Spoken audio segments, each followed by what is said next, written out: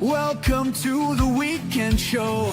Frequencies wild on the wave. Weekend warriors you crave.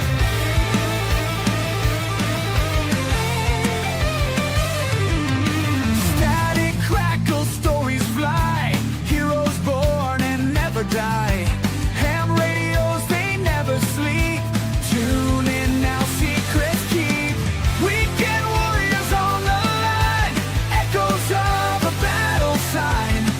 From the front lines to your ear, here's your show now loud and clear.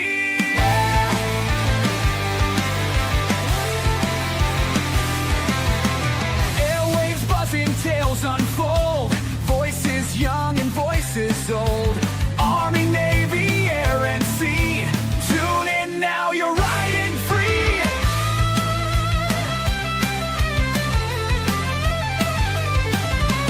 Mic on loud, our crowds roar. Every tale you can't ignore. Through the static, truth will shine. Tune your dial, it's time to ride. Weekend warriors on the line.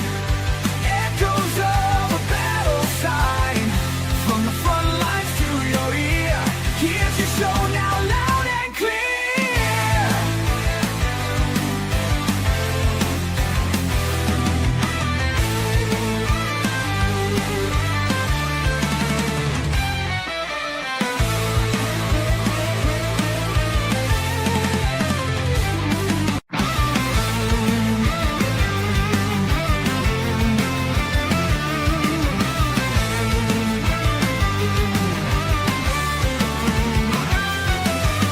Strap in tight, here we go. Welcome to the weekend show.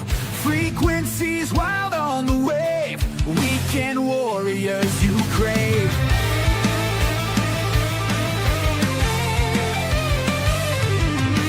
Static crackle, stories fly.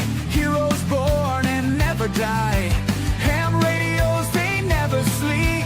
Tune in now, secrets keep. Weekend warriors on the line. Echoes of a battle sign. From the front lines to your ear, here's your show now loud and clear.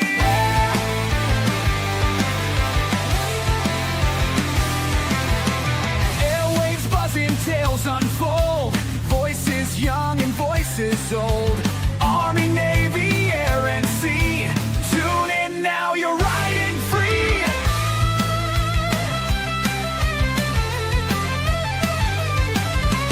Mic on loud, our crowds roar. Every tale you can't ignore. Through the static, truth will shine. Tune your dial, it's time to ride. Weekend warriors on the line. Echoes of a battle sign. From the front lines to your ear, here's your show now loud and clear.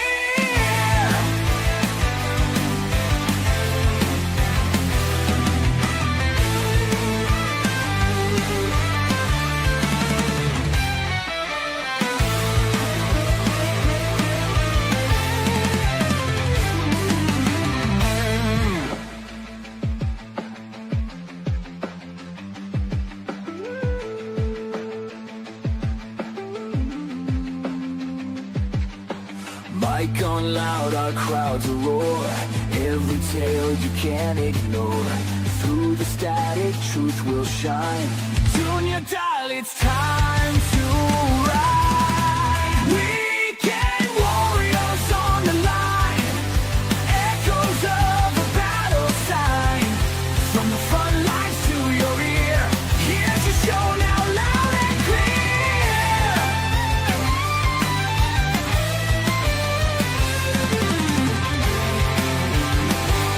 Weekend warriors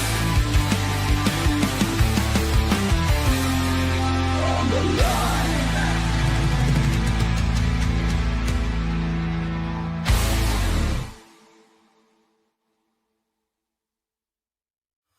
Listen up, maggots. This is the Grouch coming at you loud and clear with another edition of the Weekend Warriors podcast.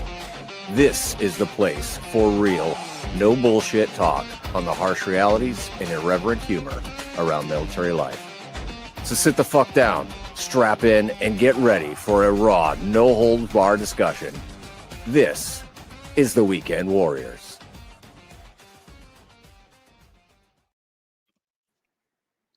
All right, there we go. Weekend Warriors live. Well, good evening, guys, and all the viewers out there. Appreciate you joining us for this second live edition of the Weekend Warriors podcast.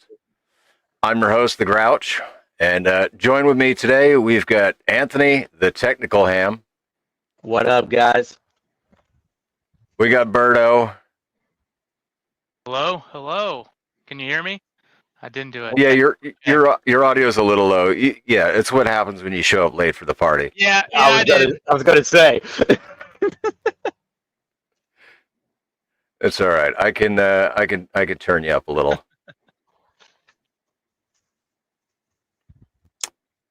All right, there. You should be good now. All right, yeah, let's party. All right, and we also got Chris, Mr. Radio Rustler. What's going on, fellas? What's going on? So, right? say what? Is my sound all right? Yeah, you sound great. All right. You showed up. You showed up with enough time to at least do an audio check. You still sound stupid though. I'm sorry. What's that, What? Bruno? I can't hear you. I quit.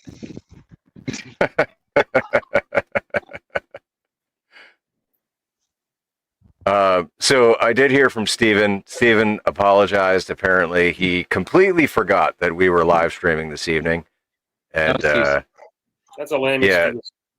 excuse.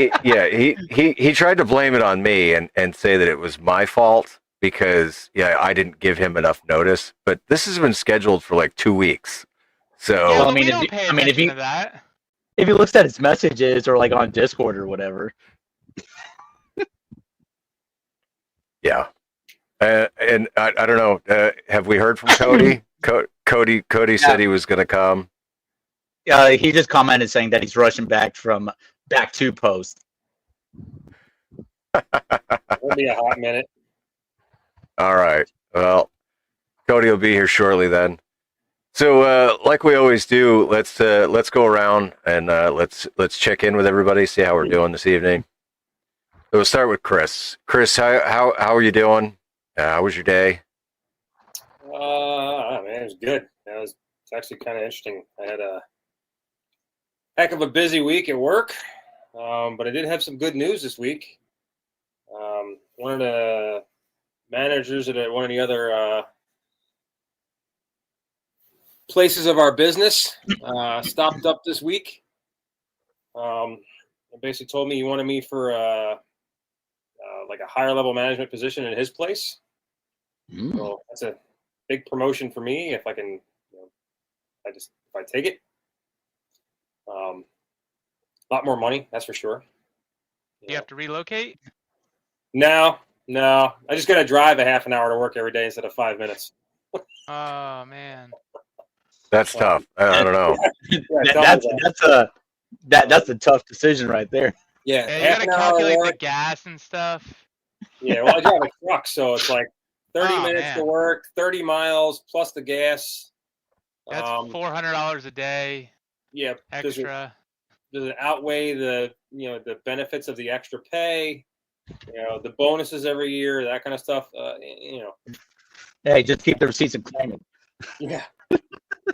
No, it was good. It's pretty good. I got a lot of recommendations from the other management. Both in my place and then above them. I guess they've been talking about it for a while, so it's a good week. Other than that, I lost power a few times this week. Not really sure why. Got my new smart meter installed today. Ooh. Yeah. So we can talk about that one after the roll through of everybody. That's kind of interesting. I did a little reading on that. It's pretty interesting. But Yeah. yeah, Wait till you start getting RFI interference on your radio. from the So- smart meter. We'll talk about that if you want, because I looked a lot of that stuff up. It might actually be the other way that's the problem. Maybe. Well, All right. Well, hey, I'm happy for you. I'm glad work things are looking up for you, and you had a great day. So that's fantastic. Anthony, what about you? How was your day? How are you doing? It was great. Spent last weekend camping with my oldest for Cub Scouts. That was fun.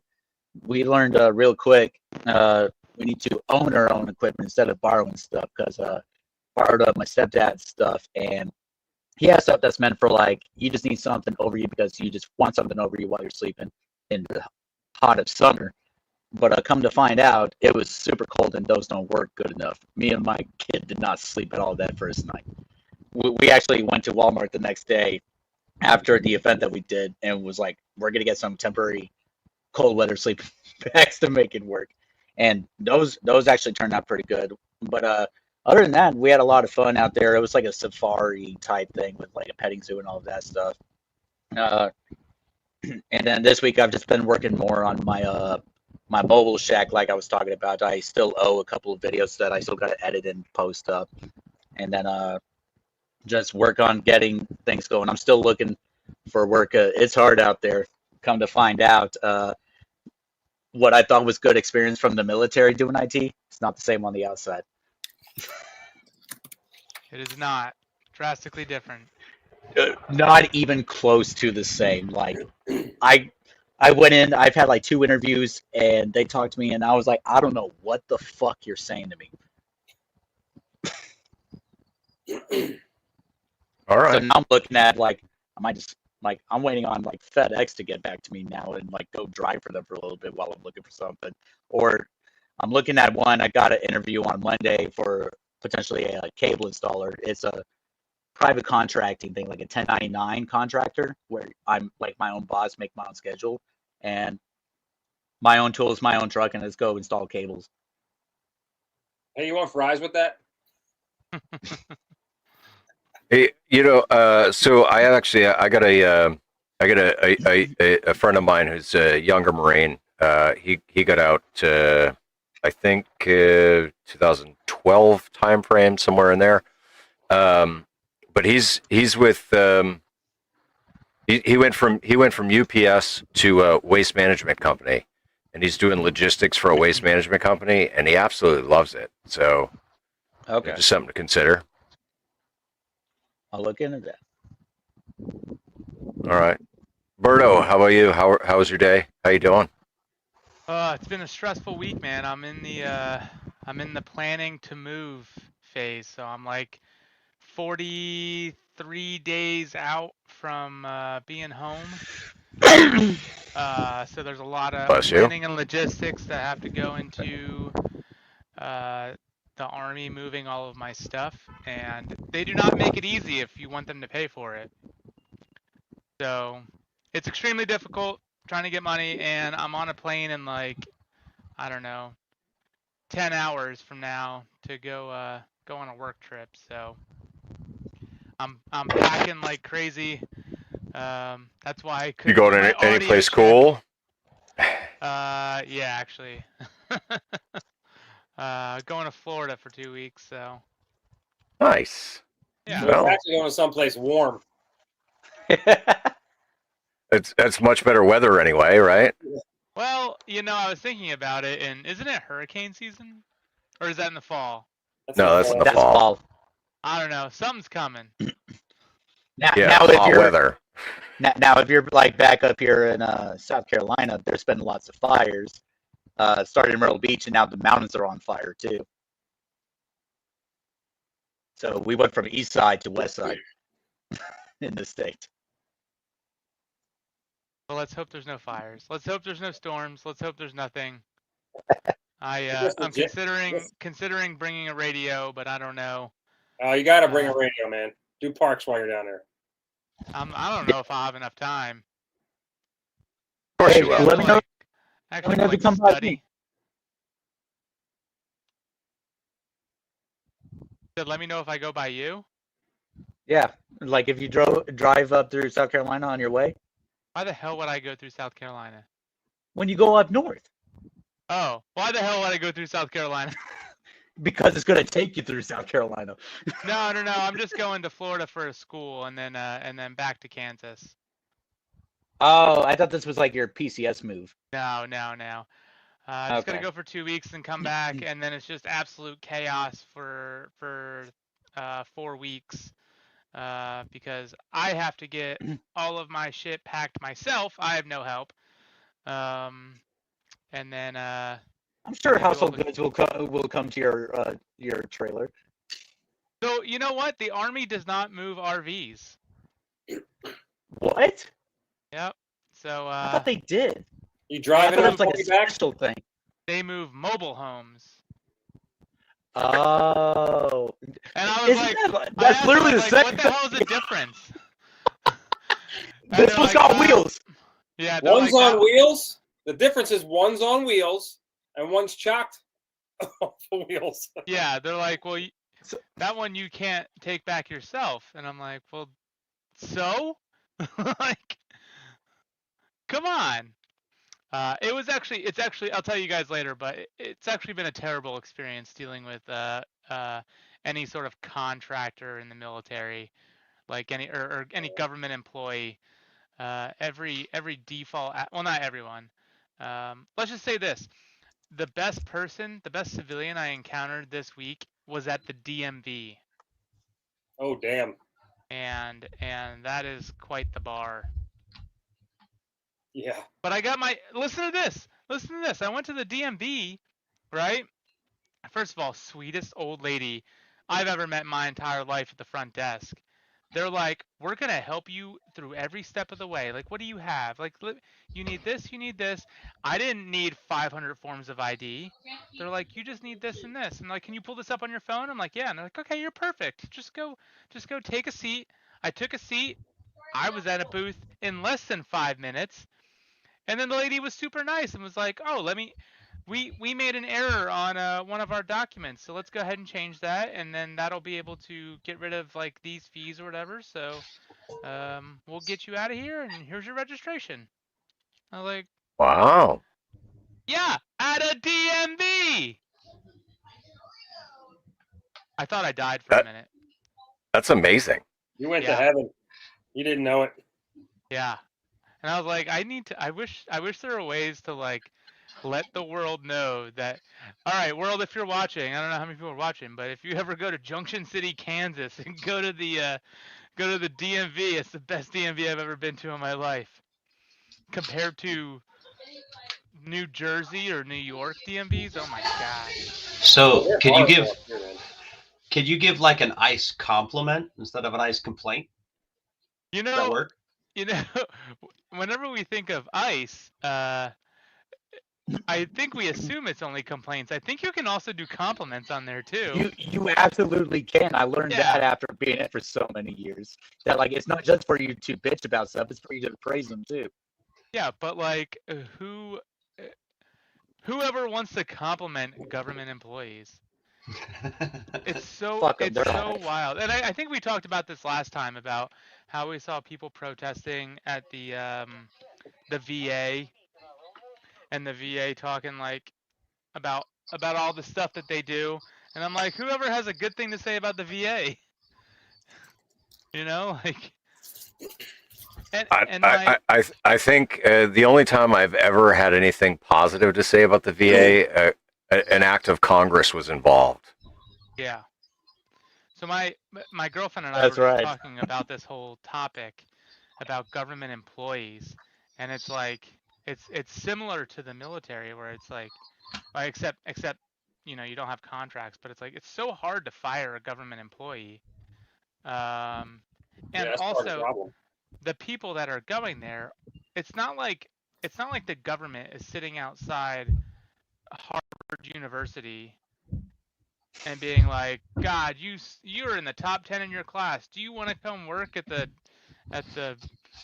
XX County DMV for us for $34,000 a year?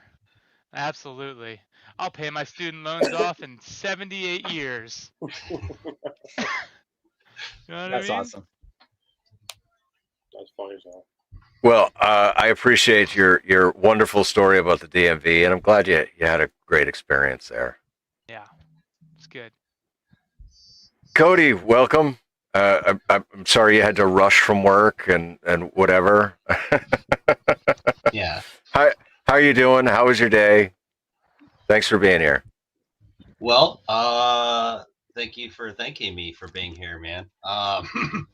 Yeah, you're right. Hey, some of us actually do work the weekends. You weekend All right, warriors. shut up. That's all right. That's all right. Oh no, my I'm almost done. God. I work No, tomorrow. it's all good. I'm doing all right, man. We're on the box. We're playing with ATAC, which is kind of cool. Don't tell all of the Blue 4 out there that we're using ATAC because we might be kicking their butts lately. But yeah, teaching old heads how to do new technology is like it's like 60 grit sandpaper. And teaching the new bucks how to use their new technology in an old school reporting way is my biggest challenge right now. So, but yeah, no, my week's been kind of funky, but we'll go with that. But my day's actually been nice, dude. Hot sun, cool breeze in the desert. So any day is a good day when it comes to that. Nice. Well, I'm glad you made it, and thank you for being here. What about you, Paul? You know what? Today was a rainy, cold, like weird day. Like it was like random snow on and off. So I was like, you know what? I'm just gonna. Yeah, I mean, it's just it is what it is. Like this is New England weather. Yeah, it looks like spring for a little bit at the end of March, and then we'll get another, 2 to 3 weeks of actual winter, and then it'll actually be spring. But no, I went and activated the park yesterday. So at least I had that to get me through today, and I figured I'd just sit down and do some video editing and and not really get a whole lot of anything done. And so, but what I did do, all right, if you notice on my screen down in the little thing here, so that is the channel boss.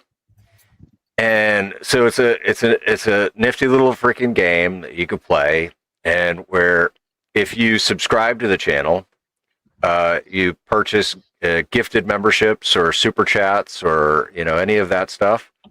It reduces the health of the channel boss, and once the channel boss is knocked down to 0 health, whoever has contributed the most becomes the new channel boss. And so right now we've got Jonathan. I can't see it in this view. It's W5GI. He's the current channel boss. Okay. Is waning. He's down 165 points because of channel subscribers. So there's a possibility we could have tonight.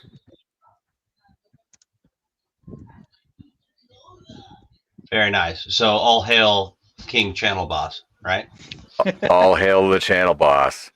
And look at that. I mentioned channel bosses, and Tony shows up. Oh, I ain't no channel boss. He's like, you summoned me? Unless it's the You meme summoned me? channel. Yes, he is the king of the memes. Tony, you look like you fight. Tony, you look like you fight pit bulls for a living. Don't worry, Tony. You know what? I'll defend you. Birdo, you look like you eat Snickers upside down. And I literally just saw you eat one that way. You know what? Go back to your Irish pub there. Look, man, I'm still wearing my tan tee from work, okay? I'm working on it. Well, Tony, since you're here and we haven't moved past the intros yet, Tony, how you doing? How was your day? Doing good, just chilling. playing some Call of Duty earlier today. Yesterday I went and picked up a camper shell for the truck, so that's developing fine. Got the weather stripping, going to clean it out and try and get it sealed up tomorrow. How's the new truck? Oh, I like it. I like it. It's not four-wheel drive, but hey, you can't look a gift horse in the mouth, right? What did you get? Oh, I mean, you could always make it a 4-wheel drive. No, I'm not gonna mess with this truck like that. No, my dad's getting up in the area. He can't drive anymore, and he gave me his 2017 Tundra 2-wheel drive, and so I sold the Ram. You'll be much happier with a Tundra, even if it is 2-wheel drive. Hey Tony, did I just hear that right? Did you say the adage you can't kiss a gay horse in the mouth? What? That's what you heard because you're happy, la la. Okay. I just wanted to make sure I got that adage correctly. But if it isn't, can you please explain to me what you said? And like, I said you what? can't look a gift horse in the mouth. Oh, lick 'em. Gotcha. Okay. I'm sorry, man. I've been in a Humvee all day and my screaming. Gotcha. Okay. Yep. So you're trying to say you lost your game of gay chicken today? I did not lose my game of gay chicken, and that's probably why I heard. He was about to prove you wrong. You can kiss a gay horse in the mouth. I mean, you can't He leave 'em in does the have water. You can't do that, but you can kiss them. Yeah, I mean, Cody does have a cowboy hat and spurs, so Oh, maybe one of these days I might do live. He's got a rhinestone gag ball.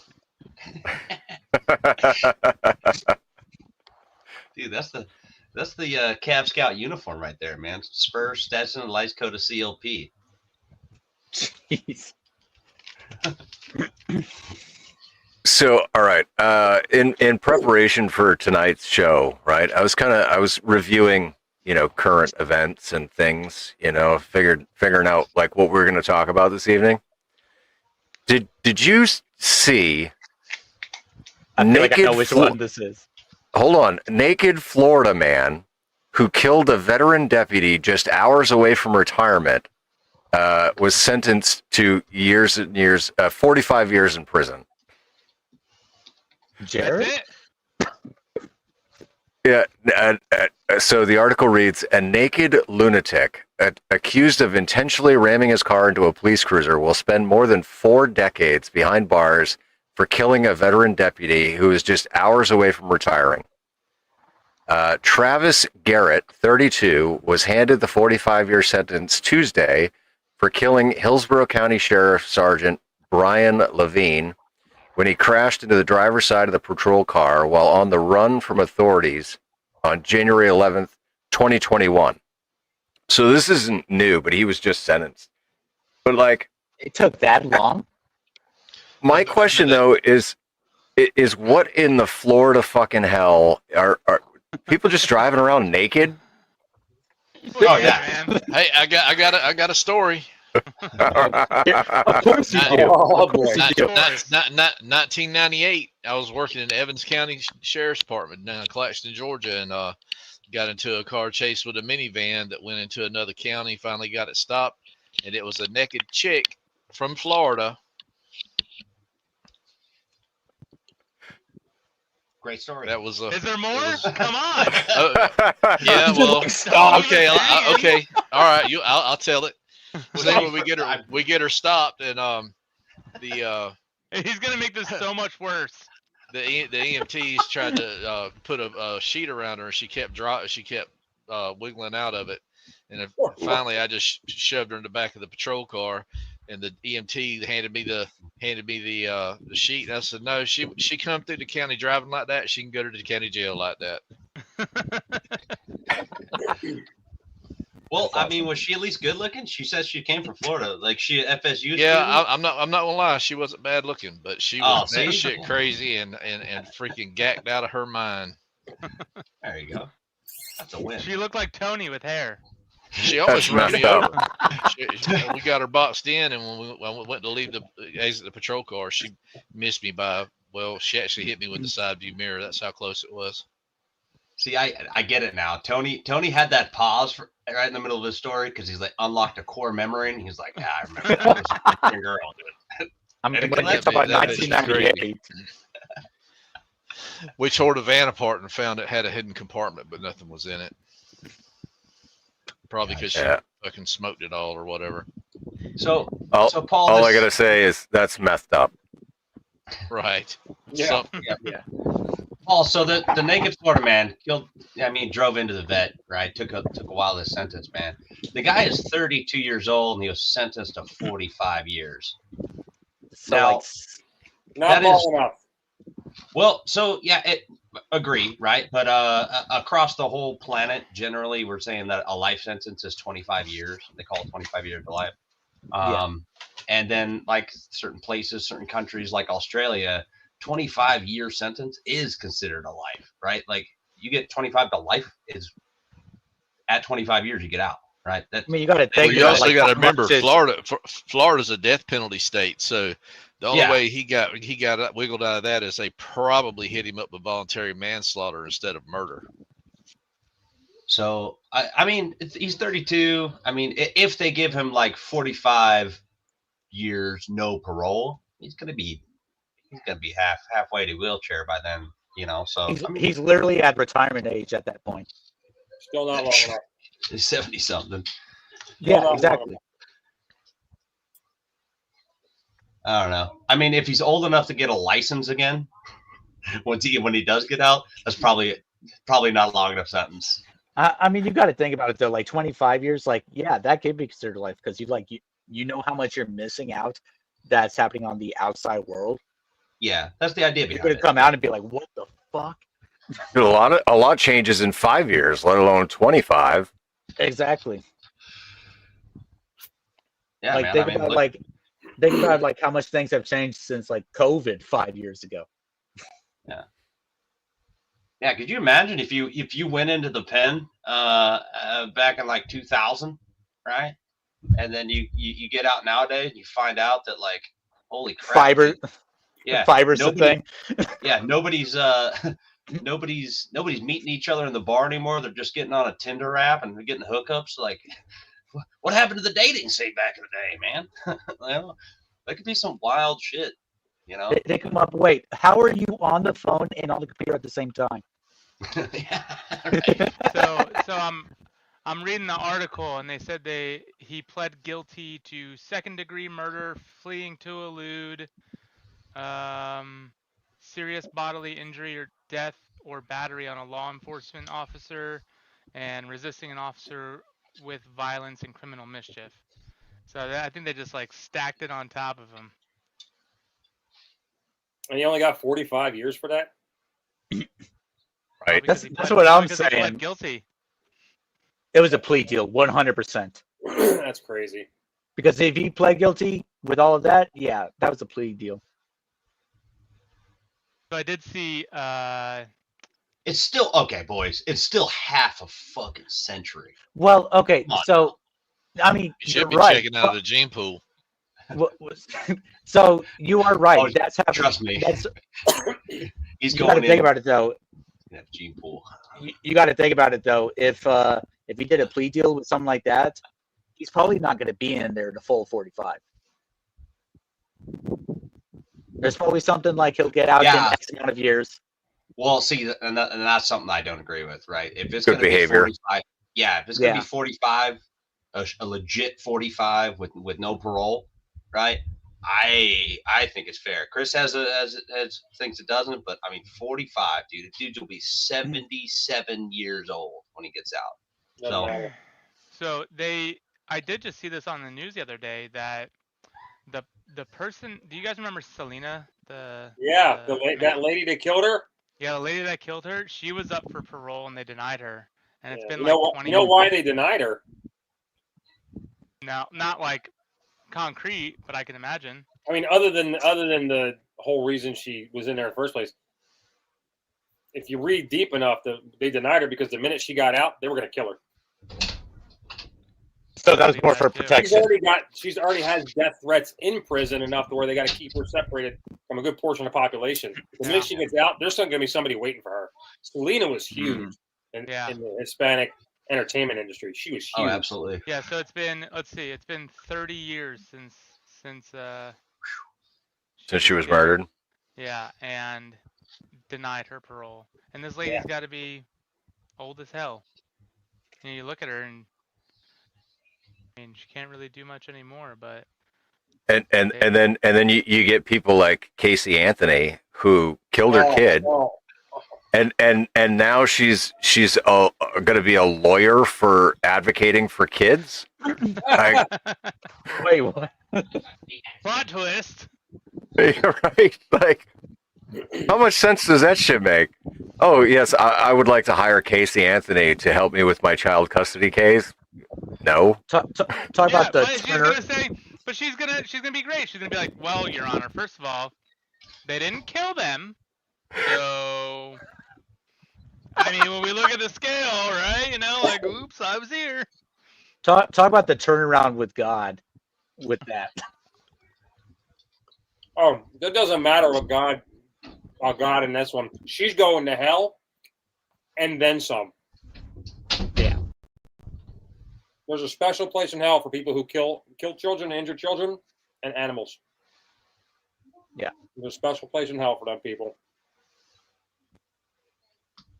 Yeah, it takes yeah, it's different though, Robert. Like, it's different. You know, animal cruelty versus, you know, like hunting for sustainability and for food, like, it's different.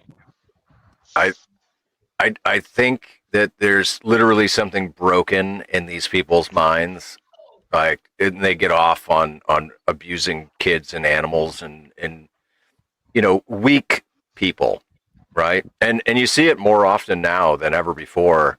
Like, senior citizens are getting attacked on a daily basis, kids and women and children. Like, what the fuck is going on with this world?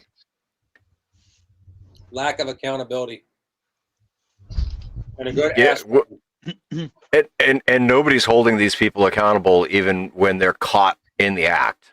It's lack of accountability and a good ass whipping as a kid, quite frankly. You know, it's the you know, touchy-feely, oh, I can't discipline my children because I don't want anybody to think bad of me. I can't tell them they're doing wrong. I can't say no to them because they have to have everything that everybody else has, right? And then when they grow up, that's what they expect in life. They expect nobody's ever going to tell them no. They're going to get everything they want. They're going to throw a tantrum about it. Nobody's going to do anything. The problem is those tantrums go from, you know, stomping your feet and, you know, screaming and yelling as a kid to as an adult, you have more options. You can be violent. You can be, you know, you can hit people and attack people. And because there's still no accountability, there's no consequences, right? Like, remember that knockout game a few years ago, like where people just walk around punching people in the head and trying to knock them out? The people I remember that doing that, they just get let out. You know, no consequences. Same thing with now. All the crime you see, right? What happens? They get caught, they get booked. I'll see you in 2 weeks for court. Have a nice day. You know? it's almost like we needed an alternative to jail. Something that is enough of a deterrent that it would stop people from making these irrational decisions that, you know, choosing to commit violence and destroy property is an option, right? Yeah, but none of that's legal in the United States. I think the cemetery would be a good option. You know, I mean, like bottom of the ocean, though. So what do we do though? We say everybody that firebombs Teslas deserves to die. Like, No. It doesn't seem equal. But there's got to be a different option than jail, because why should we, as taxpayers, then pay for their food, clothing, and shelter for the next however many years while they're incarcerated because they're fucking being stupid? You know what I mean? Well, where do we draw the line? I mean, we're the land of milk and honey, right? Red, white, and blue. We're not a big fan of chopping hands off, right? When somebody does something wrong. So like, where within the first and the third world do we need to fucking find the happy medium there? Bring back You the know? chain gang, man. I mean, Ooh, there's a lot of indentured servitude. There's a lot of there's a lot of fucking bridges. Our infrastructure's crippling right now, man. We need to build some new shit. Yeah, but here's the question, Cody. Do you really want those kind of people building your bridges? Depends on who's in charge of them. Now, if it's those fucking silly bean counters that do the bureaucracy bullshit, and then next thing you know, all right, you got fucking bunch of the bean counters don't know how to politic, right? So the bean counters are like, I'm worried about the money, and the politics in the middle, and then the soldiers, or excuse me, the indentured chain gang servants, right? They're end up running the fucking show. So you don't want that. Most state Department of Corrections have what they call mobile construction crews that go around building parks and fire stations and things like that for counties that have lower a lower tax base and can't afford that kind of stuff. Ooh, you know what? I'll tell you, that's where California actually did something right. They have the inmate wildland firefighting teams.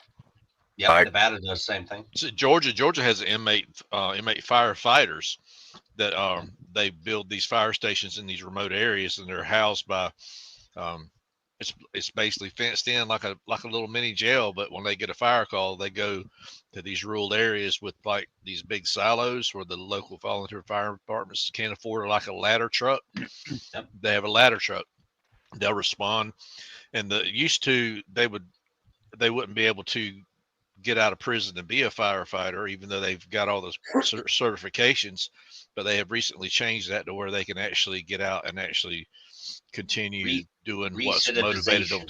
Right. Yeah. That's I think that's a good thing, right?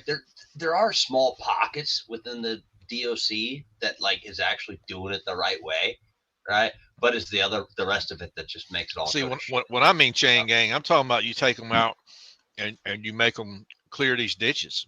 You get them out there with a sling blade, make them freaking, what they called the yo-yo in prison. And instead of giving them gas-powered weed eaters, you get them out there swinging a yo-yo, cutting down the damn, So I talk about like hard labor. Yeah, basically. hell yeah. Hard labor. Yeah, absolutely. Hey, hard labor's still a punishment in a court martial. I actually got to witness. I got to witness one time. Really?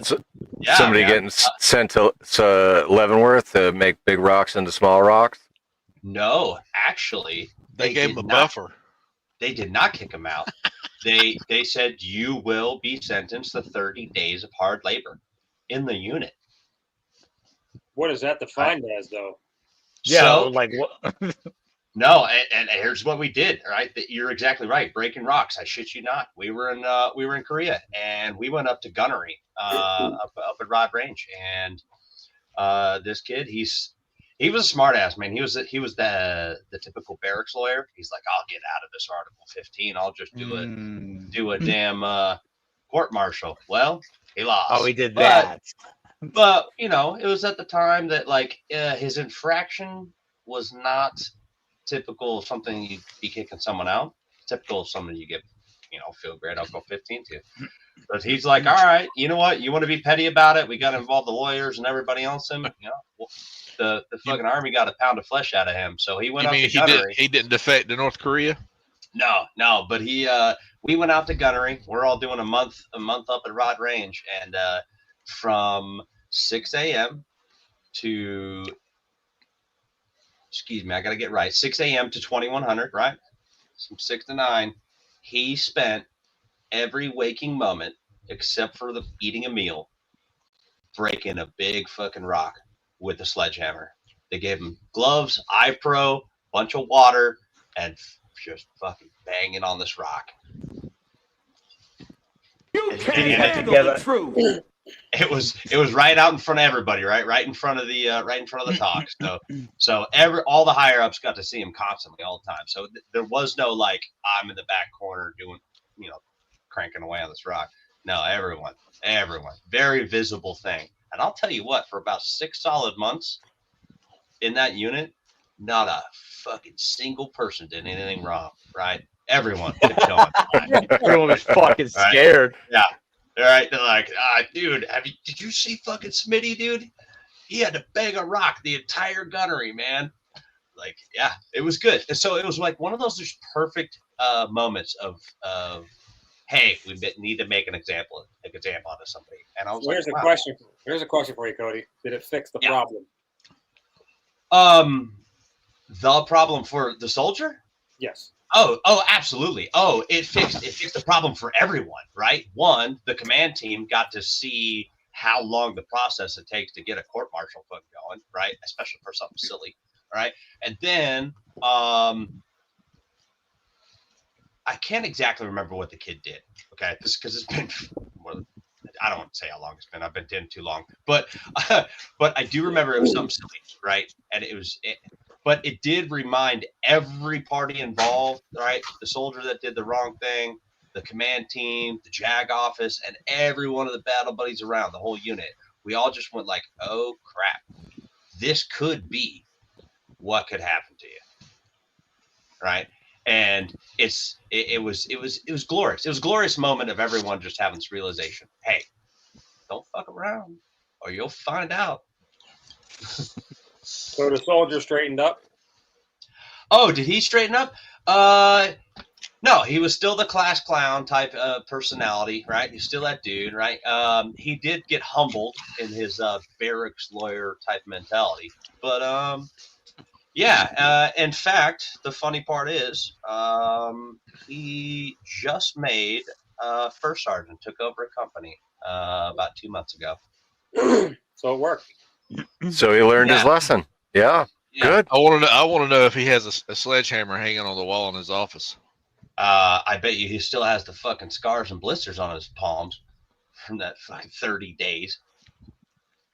Not joking. He was bleeding through his gloves, everything, man.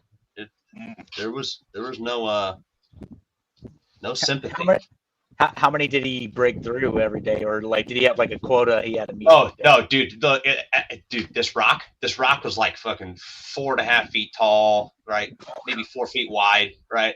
And he just hit it with a fucking regular sledge. He broke like 6 or 7 sledges, right?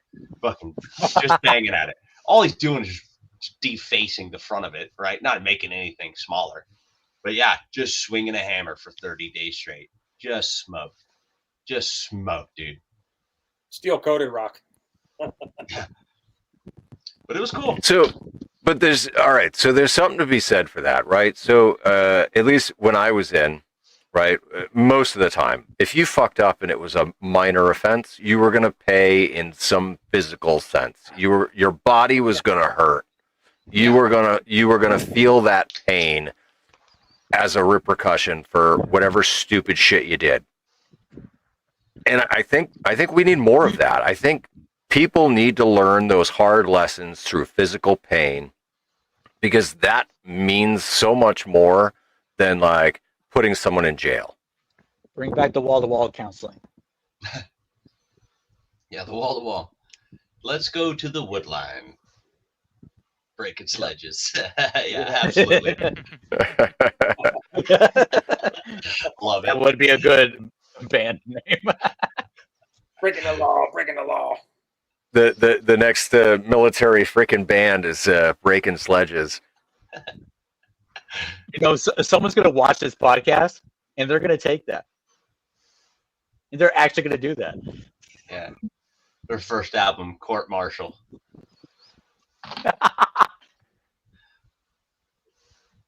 We got to get better with the punishment fitting the crime too. I agree. You know what? Today I had to talk. I had to talk to a soldier, man. He's 27 years old, right? He's a specialist. Oh God. Great dude, right? Really, he's a hard charger. He's let's call him a tough ranger, not a smart ranger, tough ranger, right? He's not an as bad waiver, but he's right on the cusp. Anyways, I had to sit Scored him a down, 31. Man. Yeah. I had to sit him down today, man. Oh, smart man. I had to sit him down today, and I brought something up, man. I was like, hey, do you know what learned helplessness is? And he looked at me goofy. And I was like, look it up real quick. He read out the Webster dictionary of it. Had no clue what those words meant. And I was like, here you go. You know, I gave him the analogy of like the fleas jumping in a jar, right? Finally, they hit the lid. And that's how tall, that's how high they can jump. But he came to me with a problem and just absolutely zero solutions, right? Monday, he needs to get a lot of stuff done. But he came to me with a problem with absolutely zero solutions. And I was like, man, I'm not the best parent out there, right? But my 12-year-old comes to me with a problem. More than half the time, he already has a solution or some weird excuse on his tongue, but he has a solution to come with his problem. And soldiers nowadays don't have that, right? They don't have that kind of some of those life skills that takes like, hey, boss man, I got this huge problem and I need this time off and that time off or whatever to go do something. And here's my plan. They always forget the last half. And it's really frustrating to try and coach that and teach that and mentor that into someone, right? You're instilling, the first 20 years of their lives that should have happened. But Again though. Yeah, but when it comes to like punishment, right? Can I punish that kid? Fuck, I'm calling him a kid. He's 27 years old. Can I punish that young soldier, right? And for just coming at me sideways, or can I punish him for just not doing simple little shit? No, it's because no one trained him from birth till now. So there's some fault in everyone in the entire chain, bring it back to parents and everyone else. But where the punishment should fit the crime, Chris, I do agree with you, right? We should kind of smash the little things, nip them in the bud quick, right? Before they become a new norm, a new standard, right? That's the frustrating part. We do it with ourselves too, every single day. Yeah. For sure. Yeah. Dude, if I let myself get away with something, that becomes the new standard. Right? And the more that you reduce the standards, the more the standards continue to go down, and the more that everything else continues to go down as well, as we've seen with the military over the last 20 years. Oh, yeah.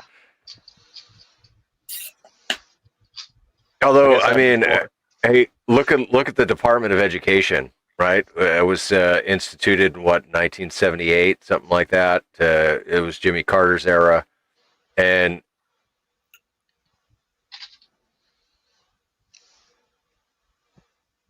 Elon got him. Great segue. Oh, That was perfect. come on, Elon. Hey, Back you in knew this was going to happen. 1977. He probably sold Starlink just like he sold X. Yeah. All right. Don't mind Uncle Elon. Yeah.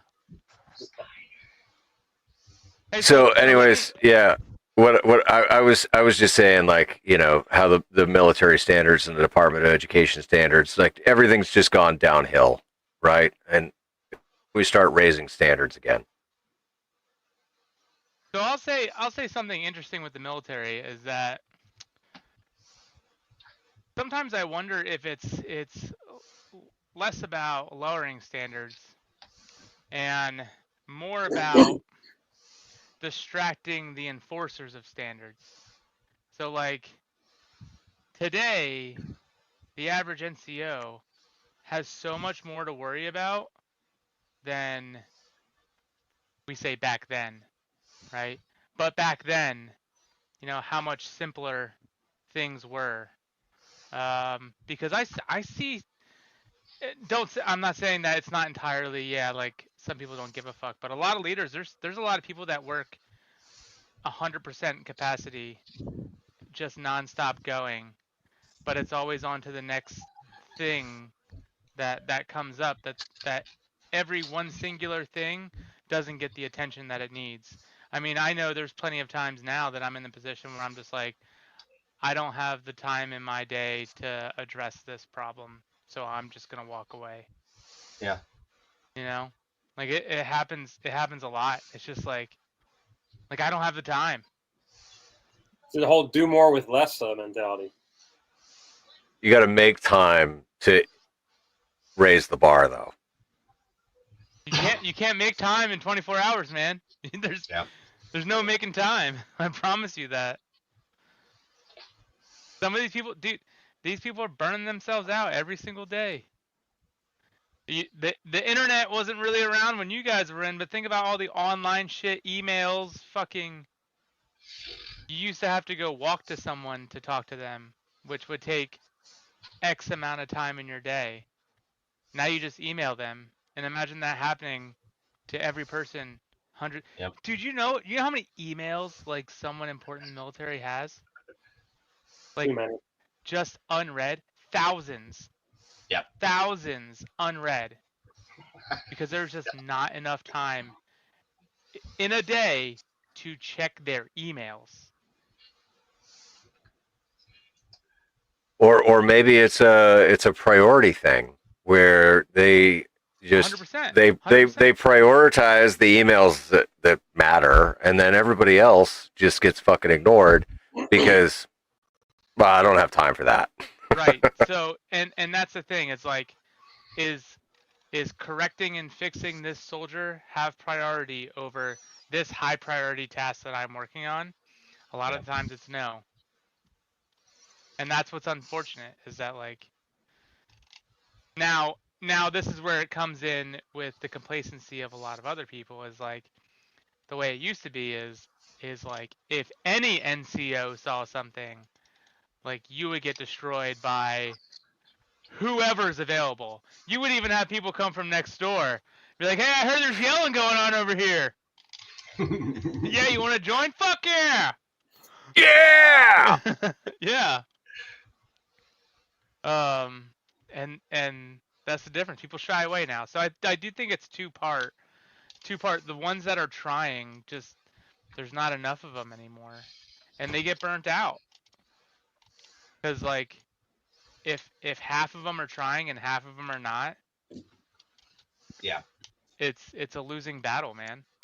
All it takes is like 2 people to not care, because they'd be like, "Oh, so and so doesn't care." Yep. Like, well, I'm not fucking them. I Oh, think this is bullshit.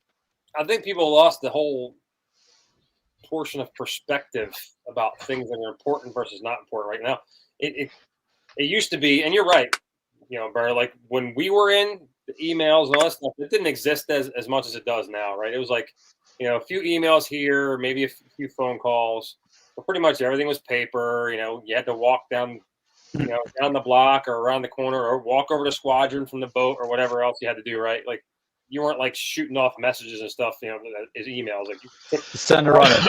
paper and walked over to squadron, which was like 20-minute walk if you were on the other side of the shipyard, but I think people lost perspective on what is important versus what is not. So when everything became important, everything had to be communicated. Even if it was the most minutiae thing, there is like, I got to go tell this person about this.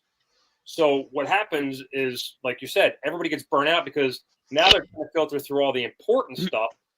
They see all the other stuff in there, like, this is just too much. I'm getting overloaded. I don't know what to read now. I don't know what's important, what's not important, because everybody thinks everything's important, right? You basically get information burnout because of it. I can see how that could happen. Yeah. Well, okay. Let's prioritize some important things here, right? Standards and discipline. Okay. Are they important? Absolutely, right? It's the foundation of our military heritage and everything else in between, right? But I go with this analogy, right? What is the business model of the Department of Defense? right? Oh, well, at least the Army, right? What's our mission statement? Is to engage with and destroy the enemy, right? If we are not doing everything every single day to either do that or practice doing that, then it's some other little silly distraction. So I have changed. My priorities have shifted over time, right? I used to be just the meanest, ugliest corporal on the planet, right? If I can, like, your uniform, all this stuff, right? Like you couldn't get within 100 yards of me, and I was just nailing people for just looking weird, right? Looking infraction, uniform infraction type stuff, right? Hey, your gig line's not straight. Yeah, all that, right? But the thing is, right? If you do that to certain individuals who their priorities are different, right? They don't see it as a functional part of what their job is, right? If Uncle Sam paid them to go get dirty and drive a tank around, right? That kid don't give a shit about what if his boots are shined, right? He wants to go be the baddest tank driver or tank fucking mechanic on the planet, right? And you're gonna get dirty. You're gonna end up doing that. So there are times to look pretty and times not, right? Now that I think is something that we lost, right? Where there are times to have a good straight uniform to maintain some fucking solid discipline and all that. And then there's time to go get some shit done. That is the key that we've lost. You're muted. Well, Have you guys? Go ahead, Paul. all right. So I was just wondering, right? So like, now I was a 63 Bravo in the National Guard towards the end of my time in, and now as a Marine before, like I always took pride in my uniforms. And so, like, I would go to drill weekend with a starched, pressed, like, crisp set of BDUs. And then when it came time to work on things, like, those BDUs came off, and I put coveralls on, and I did all my work. And then when I was done my work, I took my coveralls off, and I put my starched, nice BDUs back on, and I looked shit hot, right? So is that all gone? Like where like now like they'll just work in their shit fucking BDUs and then walk their happy ass. Yes, for the most part, yes, but people do still have coveralls. Dude, and here's why, Grouch. Because what Chris is saying and what Berto's saying, because the email monster moves faster than the human. Because even though you just got done with your shitty detail, right? Your dirty jobs. Hey, John, bro. Right? But micro, right? The next silly email has got you on another task, another thing, right? It's very difficult to prioritize the hours in a day and the limited time that we have it with it to just get some of it done. And that's it. The information flows faster than the body can do it. And everyone's priority is a priority. And I have so many things to say about this. I remember our uniform inspections were Monday mornings, right? Oh yeah. First formation Monday morning. What also happened right after first formation Monday morning? Motor pool maintenance. PMCS. Motor pool maintenance. So we'd be in these fresh fucking uniforms. And then they didn't give us anything to change into. And then if you did have something that you could wear, like coveralls, you had to wear it over top of your uniform in Georgia. So it's like, what the fuck? I'm already dying anyway. I've been in the units where, like, so with airborne, because they wear the berets instead of the regular PCs most of the time. Don't start. Like when you're in the motor pool, they want you to be in the field uniform, which is PC and like a subdued flag or IR flag, whatever you got. But then as soon as you leave, color flag comes back on, you're putting your beret on and all that stuff. Oh, but during the morning formation at the motor pool, before you actually start everything, you're in the motor pool. But because it's a formal formation, color flag and beret. And then as soon as it's over, all right, change your hats and everything. And I'm like, what are we doing? We're Hey, you in know the market. We're going to that do this. used to be a normal thing, man. We used to. I know. I mean, like Cody, that's you been my remember whole Black time Berets, in. right? Yeah, I remember Black Berets, and actually I remember the Constantly going Sergeant back and Major. forth. Yeah, Yep. the Sergeant Major that started that. We don't do those black wool cozies that we wore on our head.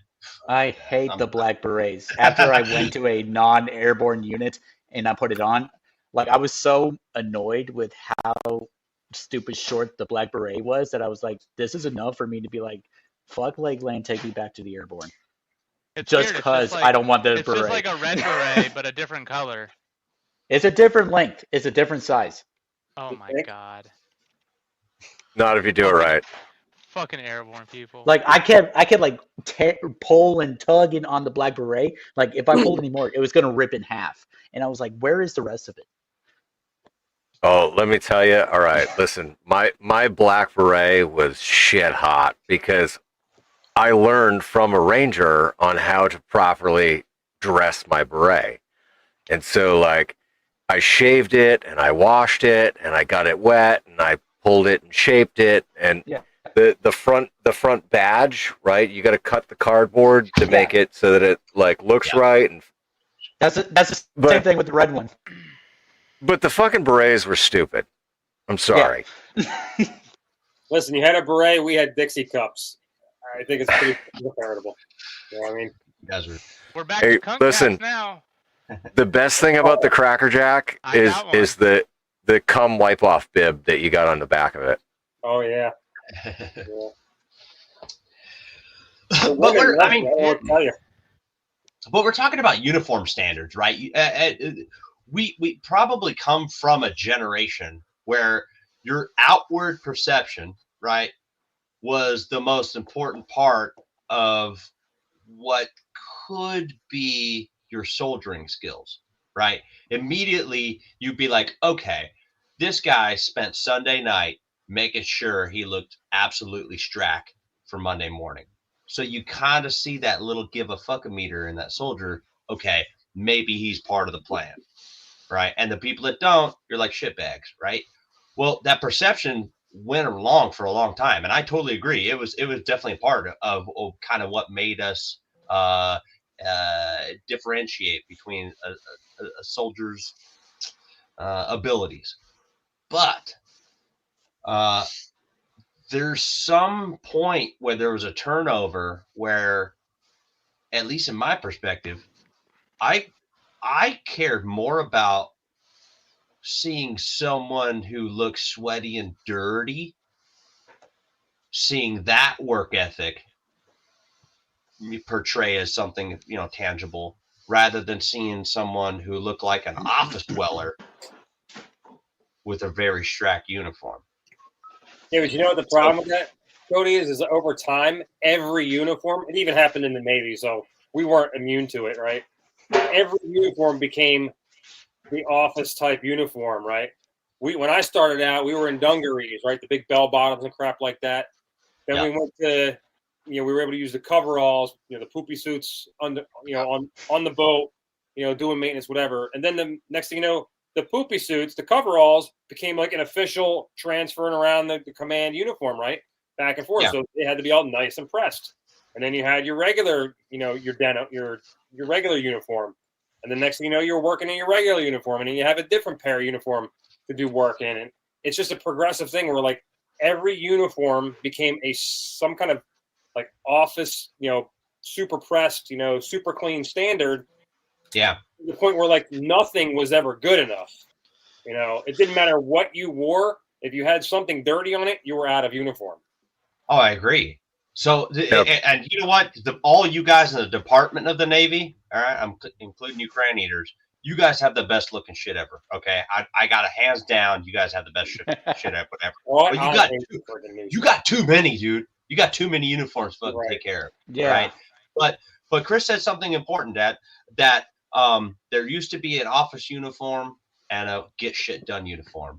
And honestly, I think that if we were to try to change over the culture, Army's perspective now, office dwellers should probably be wearing some semi-professional suit, all right, or downgraded dress uniform, right? And the rest Class of us that Bs. are the rest of us that are getting Yeah. shit done, we got That's what they were. try your Class best to Bs, look Class good. originally Cs. That's what Yeah. they were originally talking about for the Army, switching back over to something like that with the pink and greens, was wearing the Yeah. dress uniform for like in office work. But then when you go to the motor pool or something, you're back in your duty uniform. But the issue with that, at least in my perspective and like my experience of how my everyday work went, I'm in both the office and in the motor pool nearly every day at random times. I can't do that. Absolutely, brother. No, I totally agree with you. Right? I mean, this is only like a top 10% of soldiers, right? Of office dwellers that would permanently be wearing this. This would be like you're working at a major command and you're some like flag officer or something like that. No, man. No, it's regular old S1 up in the S shops, right? The HR guys. Okay. Maybe they show up on Monday in the motor pool to go PMCS their Humvee, but the They don't rest even of got the a week, Humvee. They got an LTV. At least Yeah, the ones that I've whatever. seen. Yeah. Check their hand receipt. But I think that would be something that the office dwellers can take pride in, right? And then the rest of the fucking dirty boys out there getting sweaty, they might be able to appreciate to go, oh, okay, hey, this guy works in office, but he carries himself well because looks around. And the perception is that if you're in now you're in a professional uniform, you probably are conducting yourself in a professional manner. So now now I sound like old school, So, but ultimately, I watched that. I want to get to a quick topic, right? I watched that fucking thing with those two generals, and they're talking about everything's, the mold in the barracks is a discipline problem. I'm calling bullshit. Always the go-to that people do. That's not the issue, right? It's an ownership problem, a pride problem. That's the issue, right? That's the key fucking platform there, right? It's a priority thing too, Cody. It depends on the branch of service on where they put the resources. I got look, maybe it's because I was freaking BDU Army or whatever, but I'm telling you, if you're not fucking inspecting your fucking your fucking quarters and your fucking buildings and nipping that shit in the bud before it becomes a problem, that's the motherfucking problem. So I'll tell you, I was in Pearl Harbor, right? I was stationed in Pearl Harbor, and right next to Pearl Harbor it's joint base Pearl Harbor Hickam Air Force Base, right? But there was always like a separation back then. Like you had like our guards, their fence line, our fence line, right? Yeah. You always tell the difference on the side of the fence you were on based on what you saw. The Navy side of the fence, all the ships were pristine, right? There was always people out there cleaning them and painting them and everything else. But if you looked at the barracks, you would have thought they were built in the early 1900s, which a lot of them probably were, but they were never upgraded, right? Yeah. If you went to Hickam, you looked at their housing in their barracks, it was like pristine, like Gucci, brand new housing, like mowed fucking lawns, white picket fences. But then you look at their airfields and their hangars, it was shit. Potholes in their airfields. The hangars look like they're fucking old factories falling apart. It depends on where you put your resources. Yeah. Do you prioritize the people or do you prioritize the equipment? That's like when I was at Fort Drum. We still had the World War II barracks. People actually still lived in those World War II barracks. Yeah. And I'm telling you, when you went into the barracks, the World War II barracks that people lived in, that shit was fucking tight. There was no bullshit. If shit was leaking, you fixed it. Yeah. The barracks I started out at Pearl Harbor, when I first arrived there, it was a 4-man barrack, 1 bathroom, 4 bunks, and a couch with a fucking TV stand. That was literally all that was in there. And it was all like that old fucking 1900s wood style bunks and shit like that. It wasn't even like nice stuff. It was just old wood, old buildings, old everything. I mean, if you look at it now, it's probably nice and new because the last Google Earth map I looked at, it looks like they redid the whole thing. But Well, all right. So since we're ripping the shit out of uniforms and stuff, Chris, I gotta ask, since you're the only Navy guy here, right? How do you feel about the blueberry? The what? The The what? blueberry, dude. So all right, the Navy's new digital camo. Oh, it's fucking horrible. Oh my Oh god. God, I haven't seen this. I am a Fucking- true blue. You're right, blueberry, the freaking berry, dungaree freaking sailor, cereal. my friend. I am true blue bell-bottom dungarees, man. When I started, my fucking first pair of dungarees were, the old school dungaree style with the fucking dungaree shirt. The shit you see on the old movies with the bell bottoms and fucking Dixie. Yeah, man. That's me. Yeah, bro. Chris is over there looking like McHale's Navy and shit.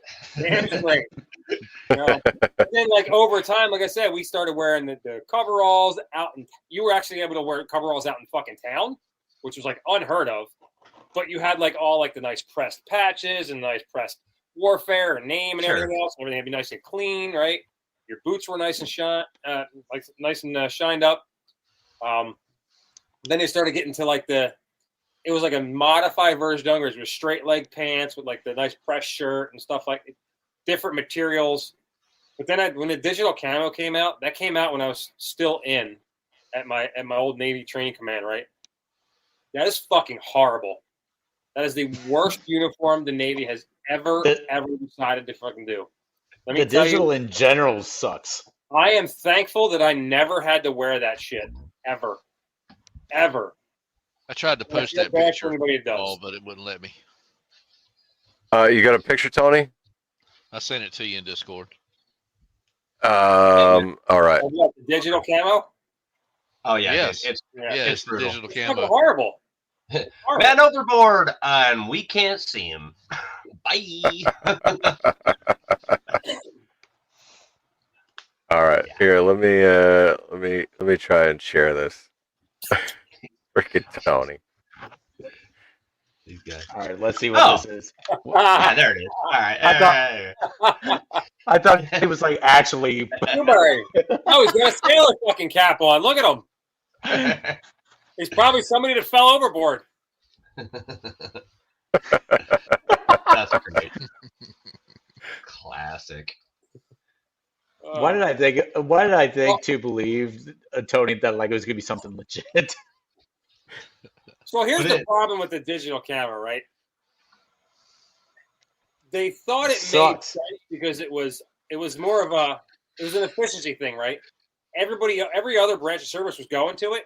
So what do you got to do, right? You all make the same fucking uniform, you just change the color. Yep. Yeah, Right. pretty much. That's the problem is Sure. nobody in the fucking Navy understands what that even is. Like, what are you gonna do? Hide from the fucking other guy in the engine room? Yeah, see, You gotta stay on top of the white cap so it works. Yeah. so the Navy dudes are always kind of in their own realm, right? I mean, because they're during the BDU era, everyone, Marines, Army, right, Air Force, everyone was rocking it, right? And it just made sense because I mean, Department of Defense just bought out this pattern and keep going with it. The But difference as soon between as the you got Marine those Corps dudes- BDUs and the Army BDUs was the way we rolled up our sleeves. That's it. Exactly, right? Yeah. Yeah. Fucking one little name tape, whatever. But that's funny. Gotta check my underwear to see what my name was. Yeah. That's a whole other story. Yo, Ryan said in here that medics always had the shiny boots. And I thought about myself. All right, I had my very first experience with shining your boots. It was in Germany. It was my first unit. And we had this little Hispanic dude that would shine the entire floor's boots, right, on Sundays. He'd put them, he'd bake them in the oven, right? We weren't allowed to use the day room, right? He'd fucking make them shine as shit, right? So Monday morning, we're good to go. But he's like, he'd always say it with a silly little accent. He's like, hey, man, you so shiny, dude, you can stick your boot up and you can see up a girl's skirt and shit. Now, I'm pretty sure that's why all the medics had those shiny ass boots, man. You got the mirror toe coverings on them too. Oh yeah, just crystal, man. If you can't see your own smile on those bad boys, you weren't ready. Just checking all the panties. That's what they'd call it, man. Shined ass, glossy, chloroform airborne boots, panty checkers. Listen, I give you guys nothing but credit for you guys being in it in today's age, man. Because I'll be honest with you, I'm fucking too old and too bitter and just too set in my ways to.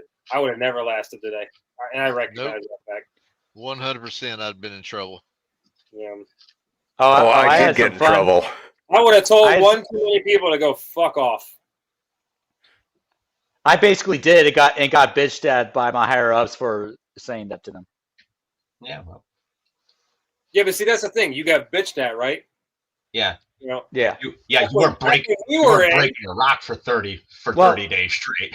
Well, it was because it was my first time, and the leadership above me actually liked me versus others who did actually get into some trouble because they're like, if you continue, then we're going to have to do something. Because I have actually seen an NCO go down to a specialist because of I forget what the terminology was. It was like lack of trust or something like that. I will tell you one thing, and I'm not going to repeat the entire story because it's not appropriate for me to be talking about it. I have actually seen an E7 busted down. And if you guys know what that means, that takes an act of Congress to do. And I have seen it happen. Oh yeah, How far down? Far enough. yeah, all the way. Yeah. Yeah. Congratulations, POC. Can only imagine. I've seen that situation happen before. It's very unique. I'll Yeah. I'll share the story when we're not live, man. Yeah. yeah. It's one of the things you go, holy shit, you actually just saw an act of fucking Congress happen in front of you. Yeah. Well, nowadays, okay, you brought that up. We're talking about the act of Congress. It is not that way anymore, right? It doesn't take this, gajillion levels above anyone to demote a senior NCO down. It's only the first general officer in your chain of command nowadays. Really? And yep, first general officer does have the authority to take you all the way down. Does that happen? Almost never, right? Usually there's a lot of other, court stuff that's going on in order to get there. But yeah, I've seen it. What did Chris put in here, man? He said the Air Force needs yellow and red lines to be able to hide on the flight line. Camel makes just sense. They got that on a carrier. They're called Skittles. Well, so here's what's funny about that, and I'm sure everyone has noticed it. Air Force pretty much copies whatever the Army does for uniforms. Basically, they're wearing whatever we're wearing. Yeah, because the Air Force smart enough to spend all their money on their planes and all the rest of stuff. Exactly. The Army dumb enough to do like $1 billion fucking study. Yeah. And then they're like, here you go, Air Force. Study. Yeah. Now I will say there are some, very small amount, but some in the Air Force that camo does make sense, but that's because they're not hanging out on the flight line per se. Yeah, they're trying to hide from their bosses. What? I'm talking about like the Air Force, what is it? The PJs. Yeah, the special operations dudes. Oh, come on, man! There's like 6 of those in the whole branch. Hey, right? I said I said love very them. small. I said very dudes. small. Yeah. I've worked with them. They joined us. That big joint operation that I was talking about that we did for a training exercise. Yeah. I actually worked with some of them on that. That was actually pretty cool. Yeah, the PJs ain't no joke, bro. Yeah. Oh yeah. They are 100% give a shit dudes. That's a daily thing, Chris. You know what? Okay. All right. So the PJs get camouflage in the Air Force. What do they call their MPs? The security force. Police. Yeah. Yeah. Security forces. They need camouflage so that when they park their MP car down the road and take a nap, for like 5 hours during their shift, they need camouflage too. So you know what's funny? Before I knew that the Air Force called their MPs security forces, my first unit, right? I was up in Alaska. It's that joint base. So we got Air Force there. Air Force controls the base, so it's all of their MPs and everything. Didn't know that they were called security forces. I thought they were also MPs, military police. So I'm driving around and I seen one and I saw SF That's all I saw. Yeah. Like SF. Ooh. And I was like, oh, the cool dudes are fucking here. And then I seen them and I was like, that dude looks stupid. What the fuck kind of SF is that? and then I go over and I see the other side of his car, security forces. I was like, Yeah. what the fuck is that? And I literally had to Google it. And they're like, it's the Air Force MPs. And I was like, Yeah. you guys are fake. You guys are fake. Hey, we I've got had an smoke experience control. before. I mean, that's about just as bad as the security force. They wear digital camo so we can't see them coming. Chris brings up a good point. Nobody wants the Air Force to have fucking guns. Yeah. You know what's funny? Everybody watching this is going to go, man, these guys really hate the fucking military. They're all trash. Oh my god. Honestly, No. everybody watching, No, we actually love all the love military, and that's why we trash are it. what is. We love the fucking military. That's why we're sitting here dogging the shit out of it because we can, because we've all been part of it. Absolutely, Yep. man. You know, and if you haven't been part of it, fuck you. Yeah. I love to hate you. Let me tell you all the things that are wrong with you. Said that to my wife one time. It worked out. Yeah, I bet. That was the last time you said that too, wasn't it? I run a very quick 2 mile. She not so much. You're beautiful. I didn't mean that. Oh. The most accurate freaking meme in the world, right, is the one where it's like a couple of military guys giving each other shit, and they're like, "Fuck you, you fucking fag," like, and the other guy's like, "Well, yeah, fuck you, you fucking suck a lot of dick too," and then the next picture, it's like, they're best buds, right? That's how we show each other love, is by making gay jokes and playing gay chicken and doing fucking all kinds of just ripping on each other. Like, that's how we show each other we love each other. Yeah, your best friends are your worst critics. Yeah. Like I tell it. Look, I tell that to my soldiers all the time, right? And it sounds in modern times sounds demeaning and fucking wrong, but I was like, listen, if I stop making fun of you today, if I ever stop making fun of you or getting on your ass about some silly shit, Get worried. right? You should fucking worry, because then, in my opinion, I have just deleted you from my fucking repertoire, man. You're no longer even on my radar anymore. I don't care about you, right? Yep. You should be worried, right? Flat out. That's a good point. That's a fact. My guy that was my driver when I was in Fort Drum, when we went to Somalia, I met him one time in Atlanta with his current whatever, and we started digging into each other right off the bat, and I was saying some pretty outlandish shit to him. You know how we do. And his girl's looking at him like, you gonna let him talk to you like that? It was hilarious, man. It was like we hadn't seen each other in like 30 years. It's like we picked up from yesterday. Yeah, absolutely. I'll see some random ass fucking face on the street sometimes, man, and I'll be like, "Hey, fuck face," And what's funny, I don't know about this for the rest of the branches, but something about the word or the title "fuck face" will get a soldier to turn around immediately. Oh yeah. Hey, I'll tell you something else that Is that me? The general public doesn't understand about the military, right? Is that you could take a group of soldiers, a group of Marines, a group of airmen, a group of Navy, and put them all in a bar. There's going to be a fucking fight because we're brothers, but we're going to fight each other. But you let a fucking civilian or somebody else come in and fight with the other crew, we're going to all be on their ass right off the bat. Absolutely. No words spoken. Hell, even the Air Force might jump in on that one. We're just going to scratch and bite and slap. It's funny. All of this is why, like, I realized going through SFL tab, which for those out there who don't know, that is the transition process. You do a bunch of classes on like getting out and like getting out and coming out, how to do a resume and stuff. Oh my god. I realized after going through it, because they teach you how to translate your military words to like civilian words and everything, I realized it's more for here's how to talk correctly in normal society, because otherwise you might get forced into a mental institute.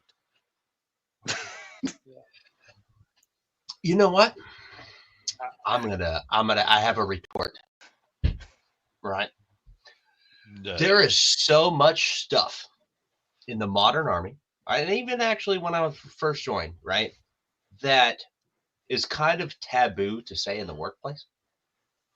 All right, I went back home for leave sometime, and I watched how some of my cohort, my people that I went to high school with, how they talk to their own coworkers in an office setting, right?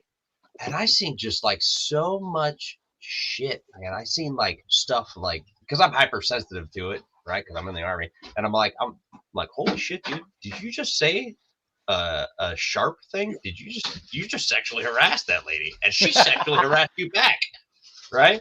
I'm over here like, geez, you guys say that to each other as coworkers? Right? We're in an office. We're not dudes fucking welding on a pipeline.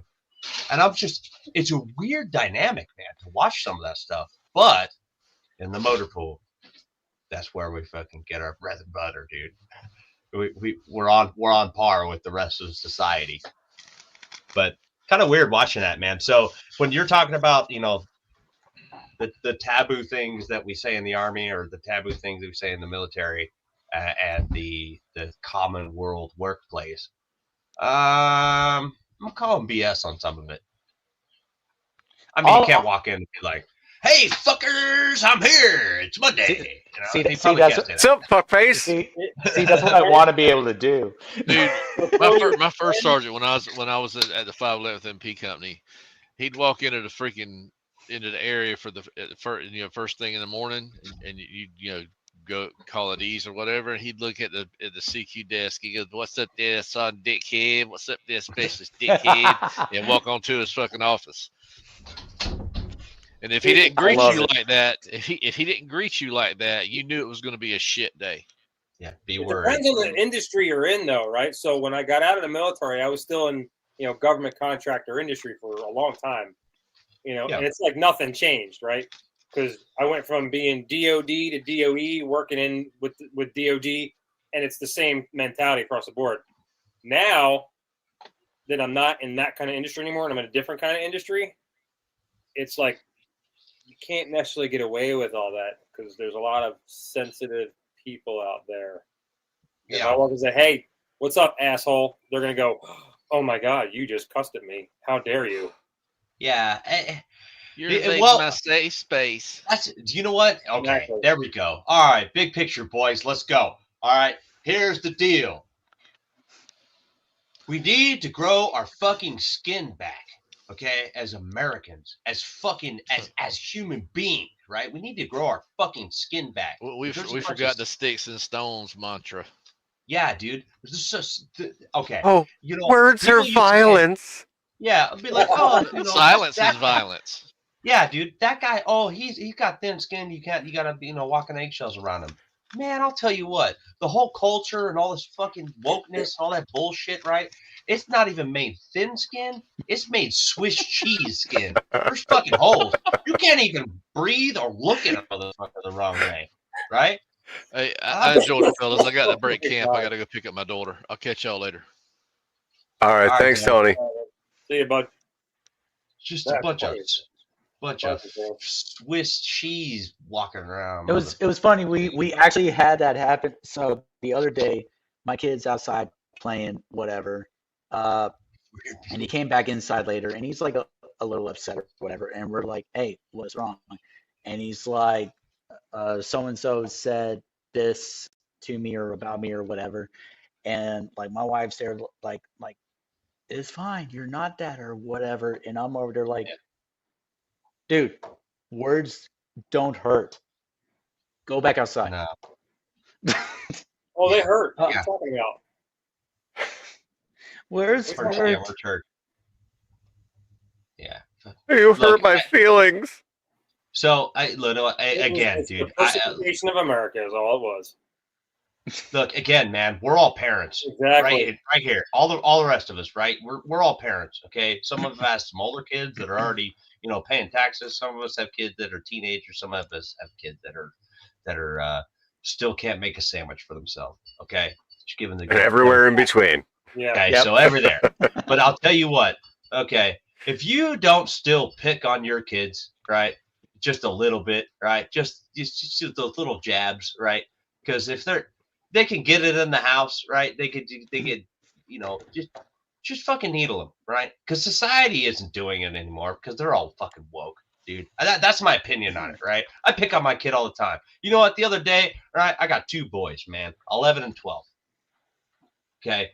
My 11-year-old, right, eats the whole house. He eats everything in the house, right? Just a monster. And I'm like, just calm the fuck down, because you know what? You look like Slimer from Ghostbusters, right? And he laughed his ass off, right? Okay, because it was a funny joke, right? But you say that to some random kid in society now, right? He'd be like, right? My eldest, right? This kid, he's gigantic, right? He's 12 years old, got size 12 feet, right? This thing's massive, right? But he weighs like 100 pounds. So he walked down the stairs the other day, and he looks like the cockroaches dude from Men in Black. That's what he looks like. Okay, and I called him out on it. I was like, "You look like a cockroach from Men in Black." And he's like, "Oh, I don't. No, I don't. yeah, hoo, funny, Dad, right?" But you know what? If you can't playfully pick on each other as humans, right? If you can't immediately just identify some of the funny characteristics, the fault in each other's fucking appearances, or the stereotypes amongst different cultures and everything, man, then what are we doing here? Why can we not embrace each other about the silly part about ourselves, right? If you are not humble enough in your own skin to just take one on the chin and go like, "Yep, that's me. Raise my hand. That's me, bro." Right? That's the problem. We should just be able to fucking have a little bit thicker skin, right? I don't know. I don't know how comedians do it nowadays. I don't. They don't. That's the problem. I don't know how, man. Yeah. With Fuck you, Ryan. Yeah. Yeah. Well, Ryan, it's only the red ones, though. Just get that right. Yeah. No, I prefer the green ones. But I mean, Well, you were National Guard, so that explains a these lot. guys, this whole culture, man, that it's an entire culture of folks that, even though they eat crayons, right, they're bougie, and they're taking the wrapper off. They're taking the paper off first, right? Dude, eat that fucking thing whole, right? Read the fucking color, slam that bitch in, and fucking move on to the next one. But Marines can't read either, though. They just take it. I taste green. I need a picture book to understand how this radio works. I don't understand what color this is, but it tastes great. Yeah, that's not a crayon. Oh man, what else we got, Paul? What else fucking? What else can we unfuck tonight? Anything and everything, man. This is the Weekend Warriors. Here, I got one because I'm still like completely fucking confused about it. Go. How the fuck do you sell something to an AI-based fucking corporation and now you're out of it scot-free financially speaking? Talk about Musk with X. Otherwise known as Mr. Twitter. XAI is now the thing. Musk is no longer financially responsible anything having to do with X. So really, I missed that.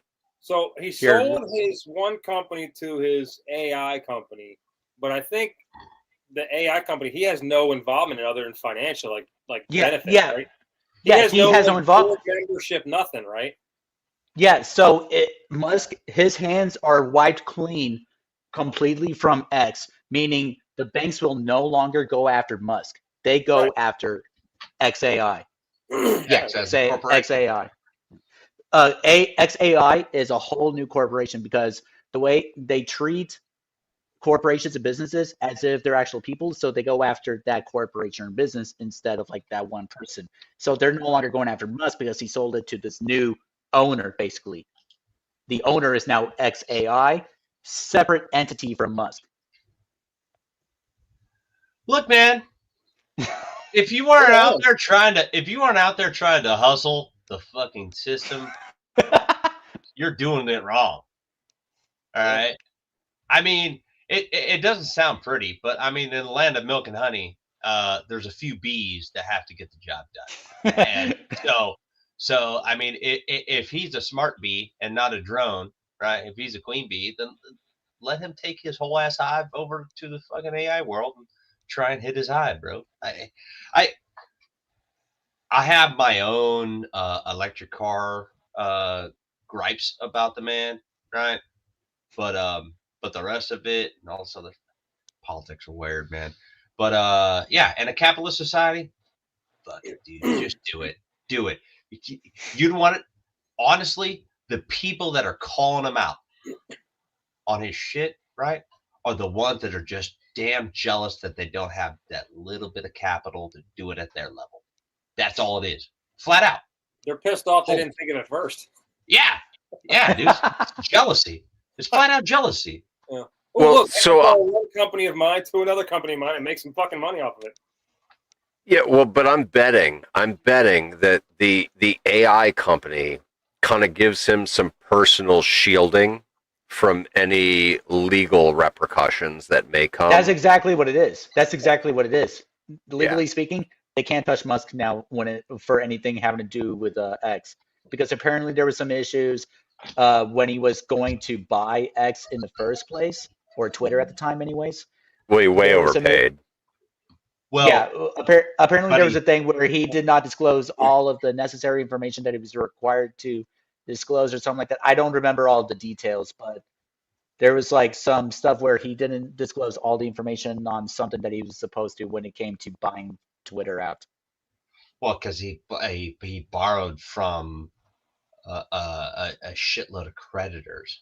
He borrowed from a lot of people. That's probably what it is then, because they did mention his stocks. He used his stocks in Tesla as collateral for it, and so he never really bought it, right? It's all borrowed to the stock. There is no liquidity with that fucking guy, not one bit, man. I'm pretty sure that dude has never touched an actual dollar, since the first days when he was fucking charging us for PayPal.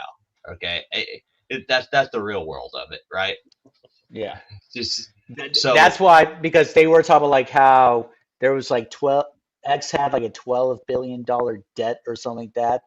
So like he sold it for 45 and came out of it with like 33 is what it's worth because of the 12 debt or whatever. But now on his end, he's good because he sold it all for that much, and now he profited from it, and any debt is gone now. Absolutely. Listen, I don't blame the man. If you can make money off of selling your own shit to your 100%. Fucking go for it. Right? 100%. Like that was definitely a smart move. Like I can see where people are saying like, and shield yourself from anybody else's bullshit. Yeah. Fucking good on them. Now like people are like griping about that's like the American dream right there, fellas. That's how it works. Now like people are out there like griping that like he's greedy, he's selfish and everything, blah blah blah from doing that. And like okay, I can see where the greedy part comes into play with that, but that's still a smart fucking move. Who cares?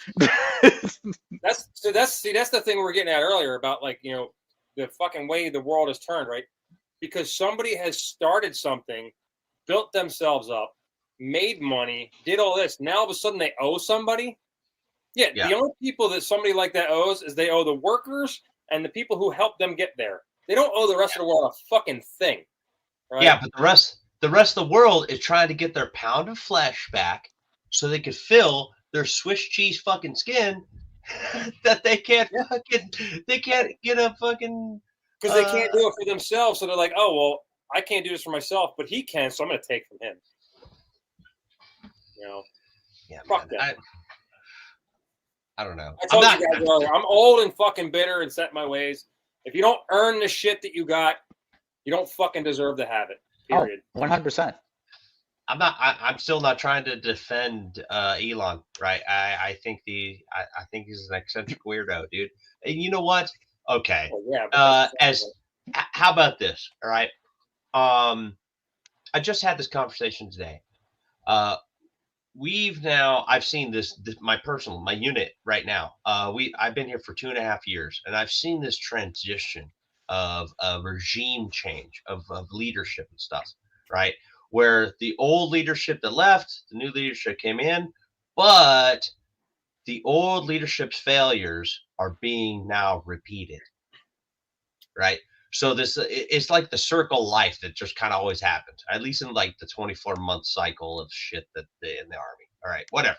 I'm trying to get to the point is that there is always a circle of life to it, right?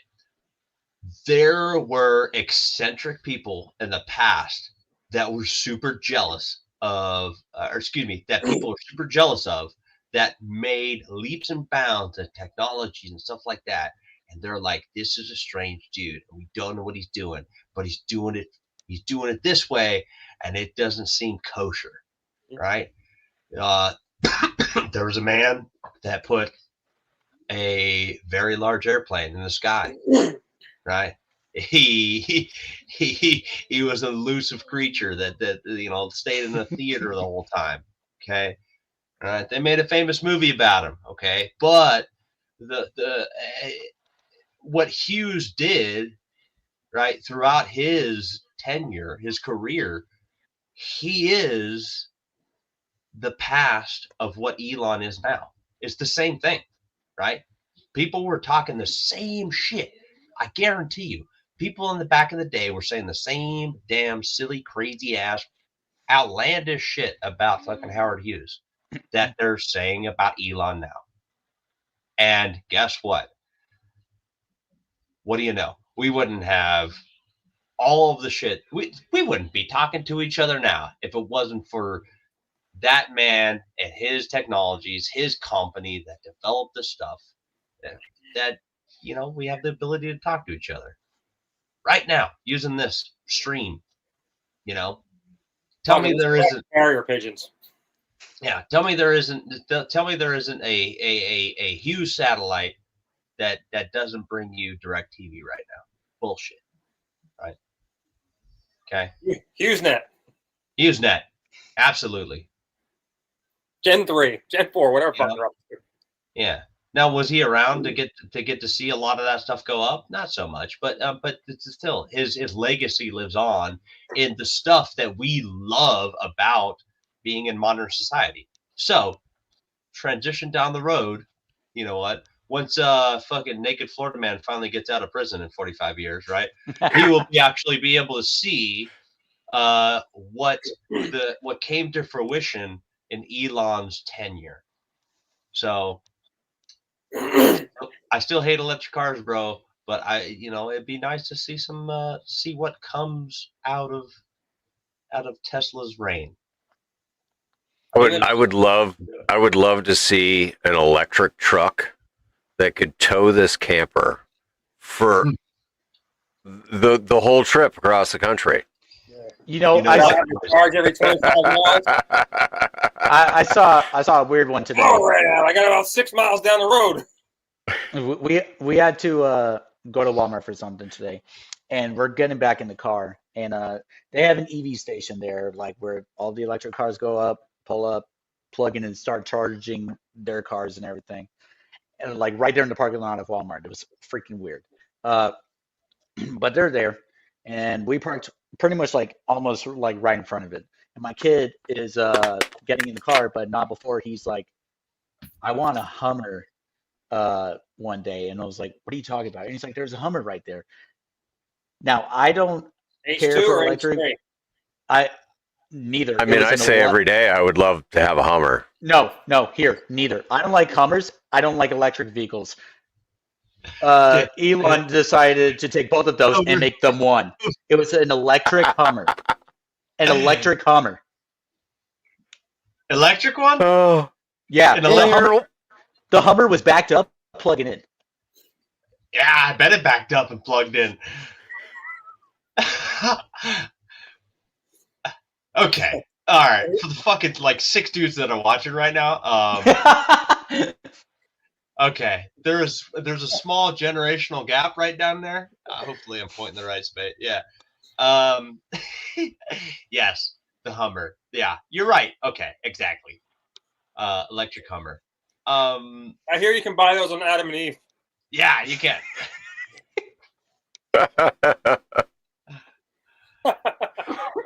No, hey, Paul, talking about towing a camper with an electric pickup truck or something. Yeah. What I want to see, Oh God. hear me out, boys. Okay. I'm a big fan of the international pickup truck. Ooh, I love the old internationals. All right. Yes. Yeah. Ride. We all love this, right? Late 70s, early 80s. Oh, Great my body God. lines, right? I mean, it looked like just a brick, and it was built like it. And you know what? It was solid. Okay, hear me out. There's a company out there that is contesting some of Elon's semi trucks. Okay, it's called Edison. Edison's trucks, right? He's a great YouTuber. I'm not. I don't want to shameless plug him, but he's building semi trucks, right? So his focus is building an electric semi truck that's more meant for purpose, not to look very sleek like an iPhone, right? He's out there fucking be like, look, dude, it's not about fucking fuel efficiency or anything like that. It's about fucking hauling the load and getting stuff done. So he's building this thing to look like and act like an old logging truck, right? That's the purpose of it. So he applies a lot of it, just good old fashioned logic to it, right? The thick skin era of folks. And he's like, hey, I don't need these crazy bubble windows, right? I'll do flat panels so you can go replace it yourself, shit like that, you know. Great dude, but I think it would be kind of cool that if he could apply some of that semi truck technology, wherever he's going with it, right, to something that had a good old fashioned international 70s fucking pickup truck style body style to it, we could go places, dude. That'd be cool. I mean, I know they've been working on electric semis for years, and like the self-driving ones and all of that to like, make shipping and all of that a little bit less expensive because, well, I mean, if you're not paying a driver to drive, then it's going to save you a shit ton of money. However, like if you don't have a driver behind the wheel and something goes wrong, or you got to stop and charge the stupid thing every freaking 100 miles, like that's not cost effective. Even saving the money on the driver, it's still not cost effective. It just doesn't make sense. Well, it also spends more time too because, like with gas operated, like after we get to the empty tank time and it's time to go fill up, we fill up, couple seconds, we're back on the road. With the electric cars, we got to sit there for hours. There's a happy medium somewhere in there. Okay, there's the A to B'ers, and then there's the A to B, and I got to get to C'er, right? Okay, in the world. Okay, you go to some fucking retirement community, right? That's surrounded by a golf course. All those jackasses go from maybe their office, the retirement office, over to the grocery store and that shit. And they've been doing they do it all in their golf cart all day, right? They don't have to question an engine at all. So you know what? If you apply that to a little bit grander schemes to the electric vehicle, man, if you're an A to B'er and you just kind of plug in at home, cool, fucking do it. But don't push this crazy fucking rhetoric down my throat that I need to have an EV and you're going to charge me more taxes because I do a dinosaur juice for his vehicle because I have to get to A, B, C, D, and fucking all the way to Z in a week, man. So throw your politics out the world and out the door and let it happen, bro. Let it happen.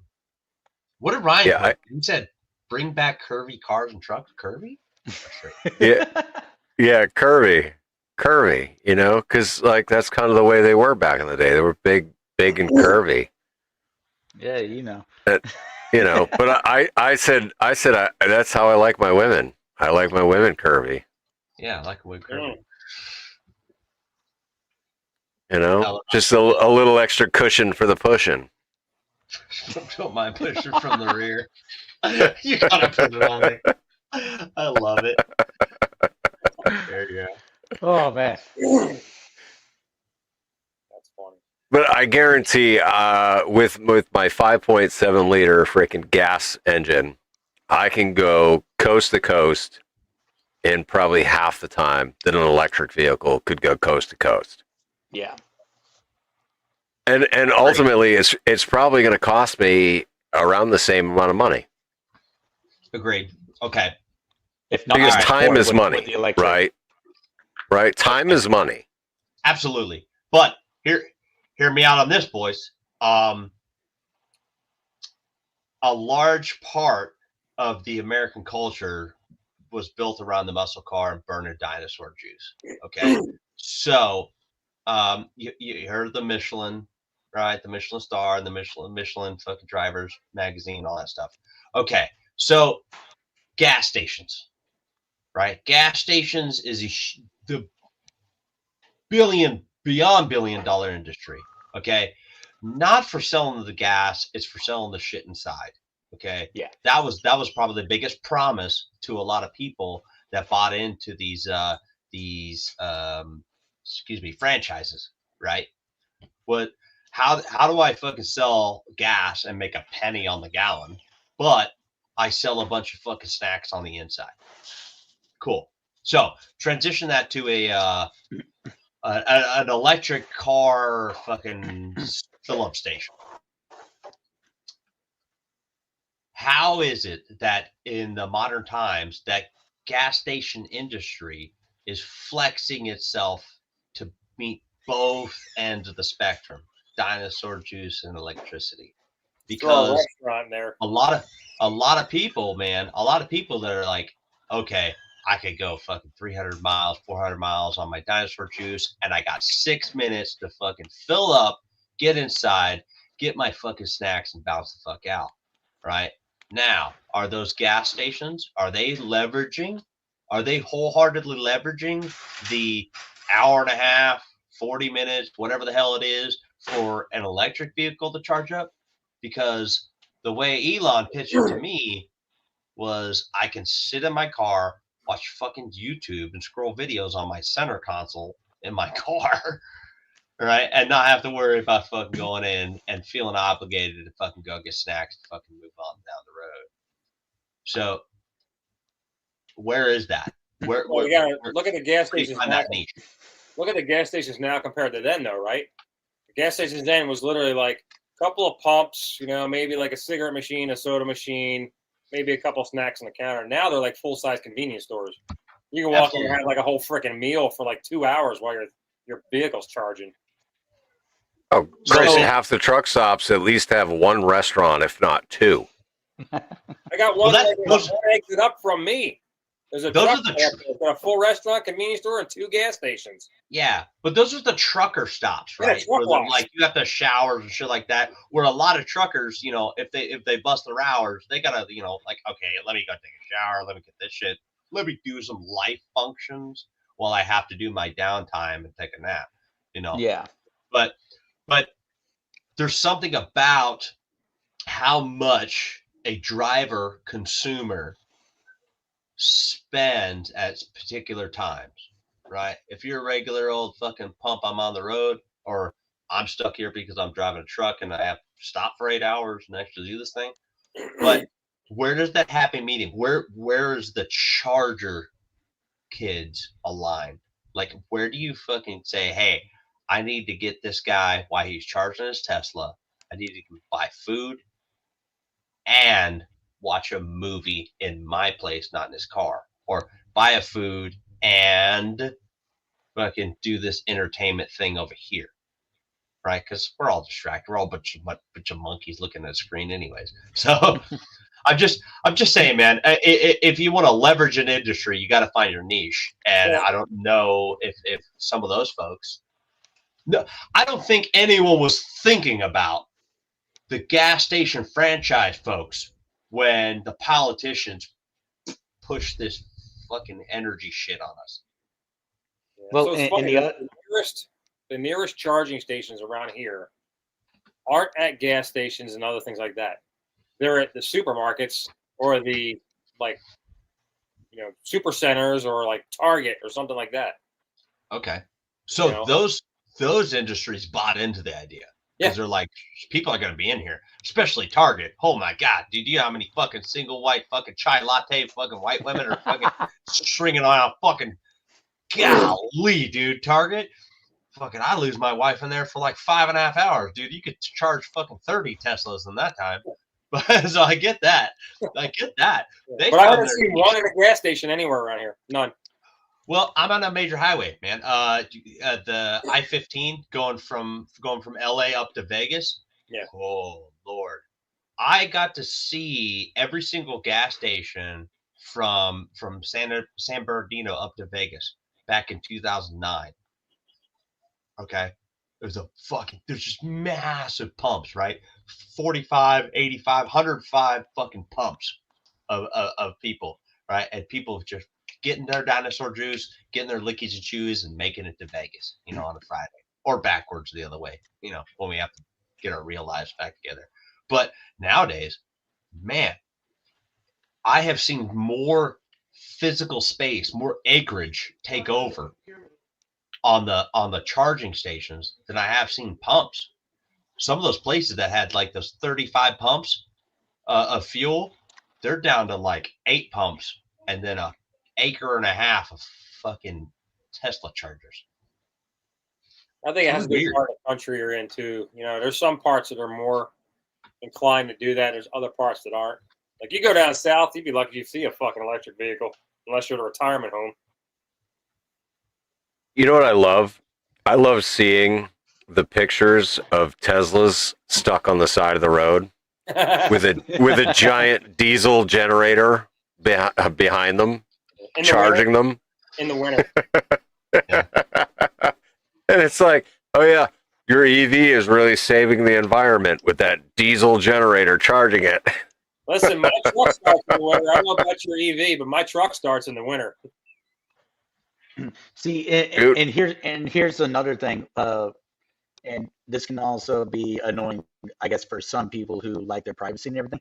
With the Tesla or anything like that, you're not going to get privacy. Why? Because you've got to set up an account with it just to turn on your fucking car, and then you need to set up the account to be able to pay for the EV gas, because there's no thing to go insert your card. It's all through an app on the center, on the screen in the center inside the Tesla. Yeah, forget that shit. Yeah, man. Okay. Yeah, it's all through your embedded chip that you need to get that thing going. So Chris brings up an interesting point, right? The rare earth metals. He's talking about doing like a supercapacitor thing instead of batteries. So cobalt is a big part of these new EV batteries, right? And if you're not familiar, the way that we get the cobalt for these EV batteries is literally child slave labor in the DRC. I'm shitting you not. There are countless freaking documentaries about how like these kids as young as 5 are working in these slave labor camps mining the cobalt. And I mean they're primitive mining. I mean super primitive. Yeah. Like you got the hippies. You got the hippies that were crying about fucking blood diamonds back in the day. Yeah. Oh. How about blood batteries, bitch? Like, yeah, that's the new thing, man. And honestly, getting down to it, tinfoil hat, boys. All right, if you don't listen to this not live stream, tinfoil hat, hear me out. Okay, I have a theory. I believe the reason why we were in Afghanistan for so long, longer than we probably should have been, okay, is the rare earth minerals. The rare earth minerals, okay? I believe that the Chinese, under our noses, came in and talked to a lot of the Taliban, a lot of the folks that were in charge of these poppy fields that we were burning, right? And they were saying, hey, we'll let you, once we get rid of the Americans, we'll let you mine your poppy, or excuse me, grow your poppies and do all that stuff and sell your little fucking drugs and all that. But we're going to own the mineral rights for the rest of your stuff. And then, you know, some backwoods fucking Afghani farmer was like, fuck yeah, dude, you're going to tell me that the Americans are going to bounce? You're going to make sure that I can grow my opium, but you get to, you know, mine my little hill that I don't even care about? Absolutely. Fucking win-win. And that's why we stayed there so long. Flat out, dude, because you know what? The Chinese, hey, they need to sell a bunch of lithium and rare earth metals back to fucking Elon to fucking build all these fucking Teslas. And Bob's your uncle. Everyone driving a Tesla, in my opinion, is the problem why we're in fucking Afghanistan for so goddamn long. I got to take a leak. I'll be right back. I love it. Holy crap. I appreciate the announcement. I mean, I just get up and go. That's why I change my background every time to something clever, so that way when I go take a leak, you know, at least you got something entertaining to look at. Everyone just distracted looking at whatever you got posted back there, instead of worrying about where you went. This too shall pass, and then some other bullshit will come take its place. Exactly. That's how life works, man. This too shall pass, and some other bullshit will come in, and we got to deal with it. I told you, my background, I'm surprised nobody's knocking on my door yet. Well, you need to update your background because you know it's no longer the 3%ers. It's now the 1%ers. Oh, it's always the 3%ers, man. Always. Always. That is so historically significant. It's always the 3%ers. You know, that's all right. You know, I was talking that right there, that symbol right there, is a testament to American ingenuity and drive and everything else. Although I always think every time I see that, what's the fucking video game? What's the video game, right? Where the guy travels through time? Ah, come on. Time? Assassin's Creed. Yes, Assassin's Creed. Yes, he travels through time. He's looking at his genetic memories. Get it right. Whatever. It's traveling through fucking time. Yes, yeah. Assassin's Creed. Chris got it. Yeah, Assassin's Creed. I couldn't think of it, but yeah, it totally looks like that. Like that's exactly it reminds what me it of is. The Revolution one. Since day one, that's what I thought it was. Off of this piece of it right here. You know, this piece and this piece weren't originally together. You know, Assassin's Creed kind of made their own little version of it. Because there was an Assassin's Creed American Revolution game. I remember it because I enjoyed it. It was a fun game. Yeah, it was number 3. That's why like the first time I saw it, I thought he very much enjoyed that game where you play as the Native American during the American Revolution and all that crazy stuff, because it, like, I saw it and I was like, that's the emblem for Assassin's Creed. And 3, all right, Assassin's Creed 3, we're done.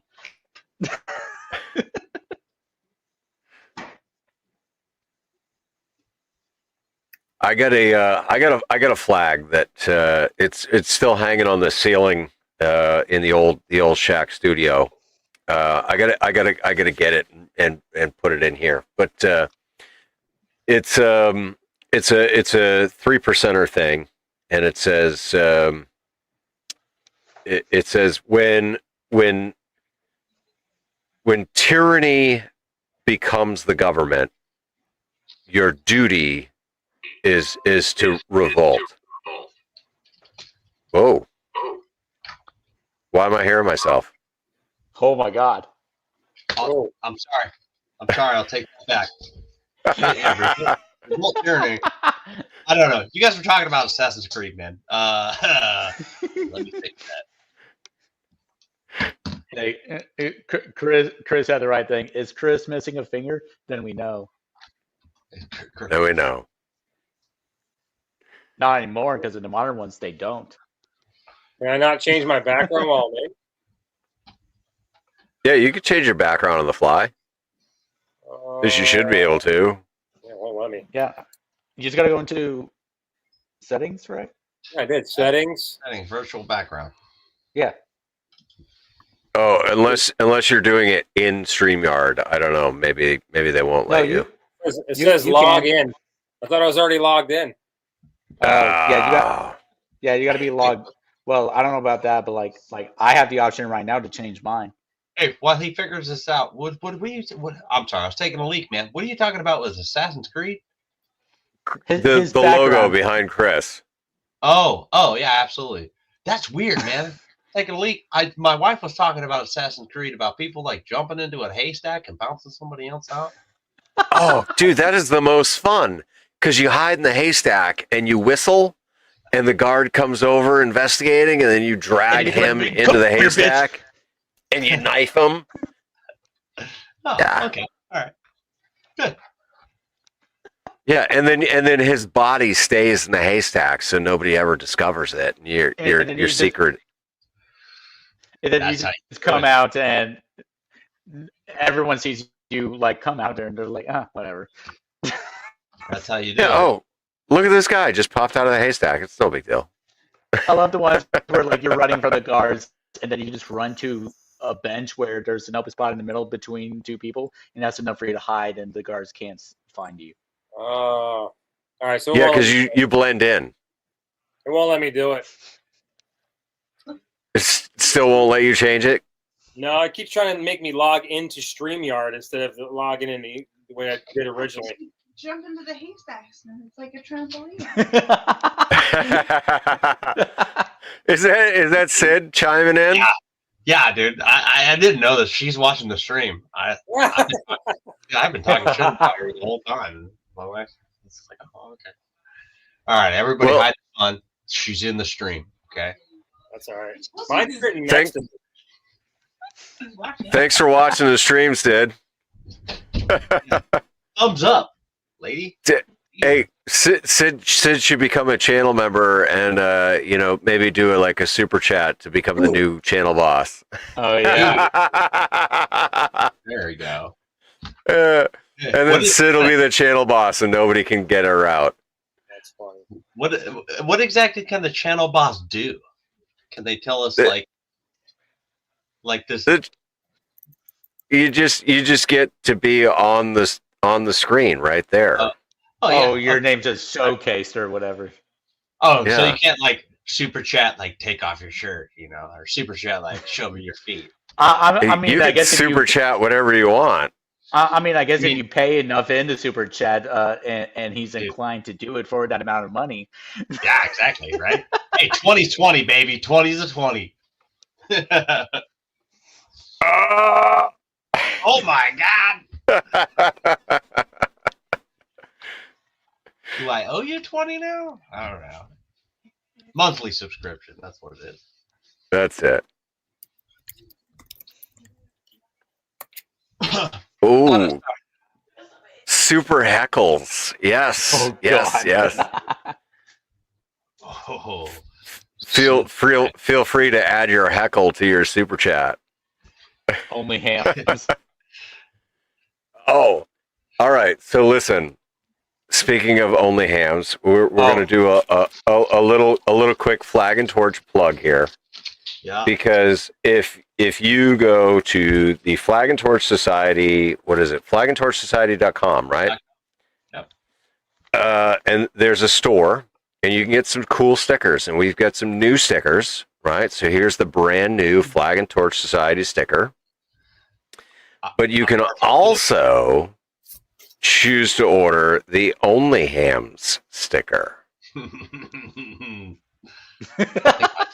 Mine upside down. And so So yeah, so if you want one of those, all you got to do is go to flagandtorchsociety.com and go to the store and order yourself some Only Hams and some Flag and Torch stickers.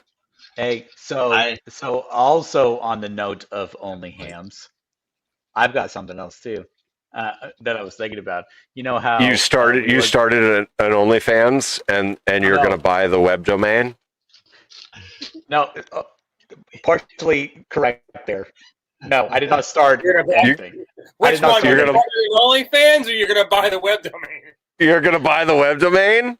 No. So I looked up the web domain because, like you guys said, the .com was like 15,000 or whatever it was. 12,000. 12,000. Yep. Either way. But then I looked at it. I was like, all right. I went on the Cloudflare because I have a Cloudflare account because I do other website stuff, whatever. I just search Only Hams.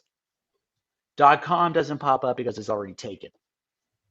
But they have on there .tech, .org, whatever the other ones. Those ones are like $10. Onlyhams.net. They have that, There you go. and they're all like only like $10. So I was like thinking, I was like, you know what? I need to talk to the guys, see if we want to get on board with this, and just create a website and like just make it seem like it's going to be something legit. But when you go to the site, it's just a blank white screen and text in the center, be like, just because we could.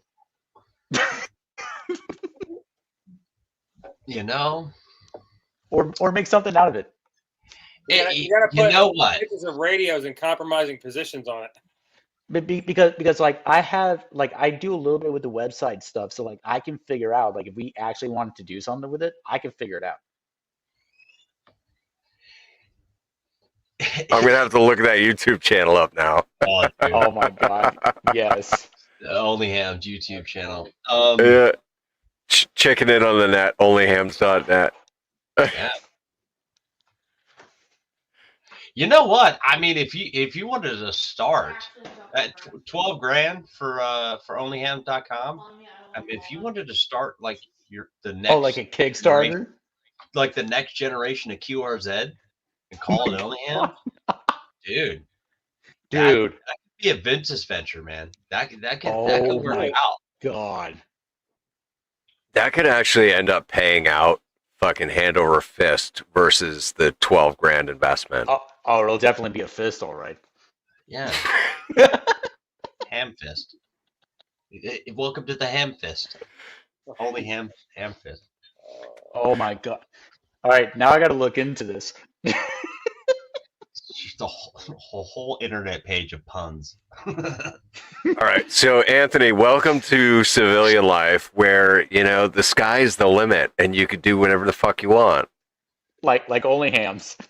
Like Only Hams. Dude, I gotta love it, dude. I'm gonna be honest. I just noticed your tag there, civilian promotable. I love the new rank. That's classic, dude. Yeah. Civilian. And a miracle happened. Only out for just under a month now, and I've already got my rating. Ooh, Nice. very nice. Yeah. I was like, okay. I'm not gonna get into specifics on it on the live stream, but just know it's really great, and the VA is very generous these days. I'm just gonna leave it at that. Oh, so you didn't have to like walk up in the VA clinic and be like, hey, threaten someone with a knife? I didn't have to do like an act of Congress like Paul had to do. So let's talk about that for a second. That's a good segue into a topic that I think I mentioned to you in the Discord, Paul. I think I sent that thing out. What the fuck is the deal with this VA rule that if you go ask for help, they take away your Second Amendment rights? Wait, what? Ooh. Well, so yes, there are certain conditions where if you are deemed mentally unstable in any way, shape, or form, so you have post-traumatic stress, you have a TBI, or any of the associated fucking ailments, yes, they can take away your Second Amendment rights. That's bullshit. hold on, no. Who is they? Yeah, who's Hey. they? Who is they? That would be your local federal government. That would be So, the VA telling that putting into this like the NICS system, you are a Yeah. hazard. Yeah, but I think it goes Yeah. beyond that, Chris. Red It's the flag VA laws. putting into Okay. the NICS system that you are a hazard to yourself or others. So when Because- you go to purchase a firearm, you get flagged up into the system. It says this person, is considered a potential hazard, and they won't authorize you to get a firearm. All Okay. because you had an episode and reached out for help? Yes. Now, They'd I rather- will say, based on my personal experience, okay, anytime I buy a handgun, it's no big deal. I'm in and out of the store in 20 minutes. You're in a free Pass fucking dude. Yeah, but it's all about right. I pass my background check, and I get to walk out with my handgun. But when I buy a long gun, now long guns have to go through the federal system, and I'm flagged in the federal system. And I don't know if it's my deployment, or I don't know if it's my the fact that I'm on disability, and I'm on record as having post traumatic stress. But I get flagged. Now, YouTube, that's the problem. yeah. But so that flag means that I have to wait 3 days. And if the federal government doesn't say something to the FFL, like, hey, no, you absolutely cannot sell this guy that long gun, then the 3 days passes and I go into the store and I get my gun and it's fine. But it's just a giant pain in the ass that like every single time I buy a long gun, I get flagged and I have to wait that 3 day period. Dude, Yeah, no. you're saying That is- something that just sounds absolutely ass backwards to all the people on the west side of the Mississippi. Because Because if I'm going to take my life, I'm going to take my life with a fucking handgun. all right, taking your life or doing some crazy shit and end up on the news, that the thing's there. But what Yeah. you're saying is, all right, what's weird is I can walk into a Walmart west of the Mississippi, buy me a shotgun, long gun, walk right out, like you're saying with your handgun. But on the flip side, if it's a handgun, holy crap. That's the problem. What? Yeah. That's weird, dude. Like that's the exact opposite. So, Mhm. so where I live Hey. in New York, not only can you not even get a fucking pistol unless you have a permit, and 50 million other fucking things you got to pass through, right? Communist New York. But you can't even get a long gun in New York without going through the full background check processing. And you still have to wait until a pot processes. And Well, that's now because New York. we also have to go through ammo background checks in New York now. I'm sorry, ammo? Yeah. Yes. So for me, Ammo? to go, so here's the for me to go to my local gun shop or Walmart or wherever else, I have to go there. I have to pay a fee, right? In order to get a New York State background check to purchase a box of fucking ammo. How long does that take? Jesus. It could take a day. It could take a couple hours. It could take a week. It could take. It could take 30 All right, days. well, add New York to the list of fucking California and Massachusetts and states Oh, yeah, that you it just is. don't ever want to freaking associate with. Exactly. Oh, hold on, boys. Right? Because you just said New York, then California, and Mass, right? Well, I have guns that I have bought in the state of California, full-fledged California legal, Yep, that I am not allowed to go into the state of New York with. you're right. What? And I thought California was the standard for everything, like, don't remove this fucking sticker from your mattress because it's causing cancer and all the other bullshit, right? Are you No, fucking so, kidding me? so what happened, Cody, is they enacted the SAFE Act. I don't even know how to I remember the SAFE Act. right? It I- basically stripped every firearm of every, I want to say, useful fucking accessory it could possibly have to bare bones, right? No flash dressers, no threaded barrels, no pistol grips, no this, pin fucking magazines, everything, right? So if you have any one of them things in a firearm, and you try and bring it in New York, they either have to modify it to meet New York standards or you can't bring it in. And you can't bring it into New York. You have to go through an FFL. Can't bring it. Right. You have to transfer your firearms from wherever you're at through an FFL into New York. Oh Lord, dude. Yeah, actually, so when I was stationed in Florida, when I was stationed here in California back in 2009, right? The biggest thing that was mentioned, and it was actually on my orders, on my military orders, do not bring any 30-round magazines into the state. Okay. Yeah, they're illegal in New York.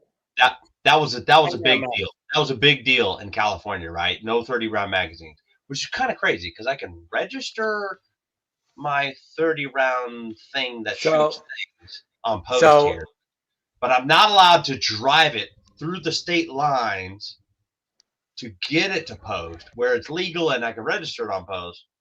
But I don't know about that part. There's some federal transportation laws for firearms that the states really can't override. They try, right? Yeah. So if let's say I drive through Massachusetts to Maine, right, or New Hampshire, yeah, I can go through Massachusetts with my firearm, right? Yes, because the law protects you as long as you don't stop. Right. I can't stop anywhere. I can't stop to take a fucking piss. Piss Nope. in a bottle. As long as I don't stop in Massachusetts, I'm transporting through the state and it's legal. Federally. The state may have a fucking problem. They have a problem with everything. But the minute I got a funny on Massachusetts ground, I'm violating their state laws. That's so stupid. I got a funny story about the 30-round magazine thing in California. So I was stationed at Bragg, and we were on something. I was going TDY to do some training. I was in group SF. And for those that aren't aware, Bragg is not in California. Oh yeah. All right. I was in Bragg, North Carolina, and we were going TDY to Fort Irwin in California to do some support training with some special forces units out there. We had to bring everything with us. We even traveled with our issued M4s from our originating units. We had gun cases, put them under the plane, did all the check bags, stuff with that and everything, blah, blah, blah. Received it once we landed in California. And they were very specific about the 30-round magazines because they're not going to give us magazines there, so we had to fly with them. They told us, make sure it's in your check bag. Didn't think anything of it. I was like, why would I put that in my carry-on? That would be stupid. Why am I going to waste the time? Didn't realize how stupid California was with their rules about magazines. How they only allow max 20-round magazines, not 30. We had an exemption because we're military on official travel orders. Well, Private Dum-Dum, not me. I'm talking about someone else here. Not you, a different Private Dum-Dum. Not me, exactly. I was Specialist Dum-Dum at the time. So we get done with the training. We're heading back home to Bragg. We go through TSA at the airport in California to get ready to go on our flight. We're there a couple hours early, like you're supposed to do, blah, blah, blah. Going through TSA, I go through, no problem. I'm waiting on the other guys. They start coming through one by one, whatever. One guy, they flag him. They stop him, pull him off to the side. And I was like, all right, random bag search. That happens to me too, whatever. They start going through the bag, looking at the stuff. 30-round magazine comes out. It's empty. It's an empty mag, but it was in his carry-on bag, and that was the problem. They took him into some back security room or whatever. Didn't see him for half an hour. We thought he was going to miss the flight because we were getting they were starting to do last calls for boarding. We didn't board yet because we were waiting on it. He finally starts rushing up. They were questioning him. They thought he was a terrorist or something. Yeah, man. They thought he was going to do some shit. And we're like, it's an empty magazine, one single magazine. The rest were all in his checked bag. Somehow he missed the one. It ended up in his carry-on without him realizing it. that was enough for them to freak out, thinking that he was going to shoot up the place. Oh, dude, just overreactions, man. They take an empty 30-round magazine and they're like FELONY. Fucking Oh. let's go. Oh, Here's like, a question for you guys. Are you Oh, guys and for still those- required to? Are you guys still required to carry paper orders with you when you're doing? Yeah. Stuff? Yeah. Yes. Well, as Well, of it the depends. last year, It it's depends. kinda silly. But yeah, absolutely. Now, Anthony, if you're going to piss, you're not muted. Just so you know. No, shut up. So, No, for those who are out of the loop, okay, if you're not a channel member or a Patreon member, then you don't get access to the after chats, which are unfiltered. But the last after chat, Anthony just like at the very beginning of the after chat session, I didn't know decided we were he was recording yet. he decided he was going to go take a leak and thought he muted himself, but he did not. And so we all heard him taking a piss. We all heard Niagara Falls in the fucking mic. So there's a button. So there's a button on these headphones, right? In between volume up and volume down. There's another button. When I'm on the phone with my wife, I can push that and she can't hear me. It mutes me. So I was like, all right, cool. I muted myself because I wanted to listen still, hear whatever's going on. So I hit the button and then went to go to the bathroom, thought I was muted because that's what happens whenever I'm on the phone with someone. And I push it. And then while I'm there just pissing away, someone chimes in talking about like, is he pissing? Excuses, dude. That's all we're hearing right now. You know what? The last time that we switched over to the private chat, right? We had 45 seconds of you just trying to just get that prostate going, baby. And it was like, oh my God, never end. Oh man. No, but you should. But no, and just now that was me plugging in my laptop because I got the notification that it was about to die, and I was not trying to have a repeat of last time. Yeah, it's all good. Oh yeah, we've been there, done that. Yeah. That was We've been on fun. this 2.5 hours already. Holy shit. Oh my god. Yeah.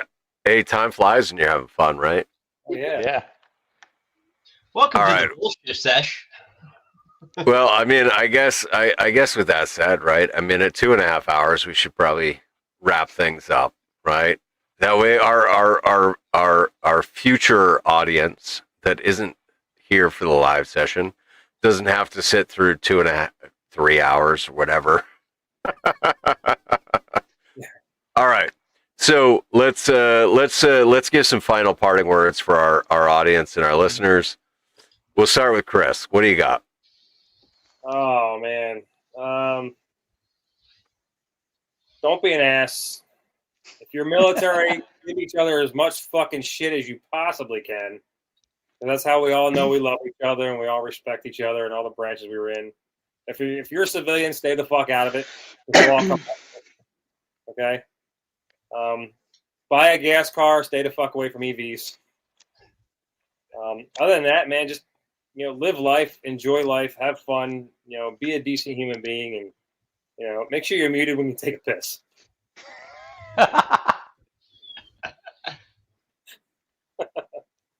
All right. Anthony, what do you got? Final parting words. Yeah.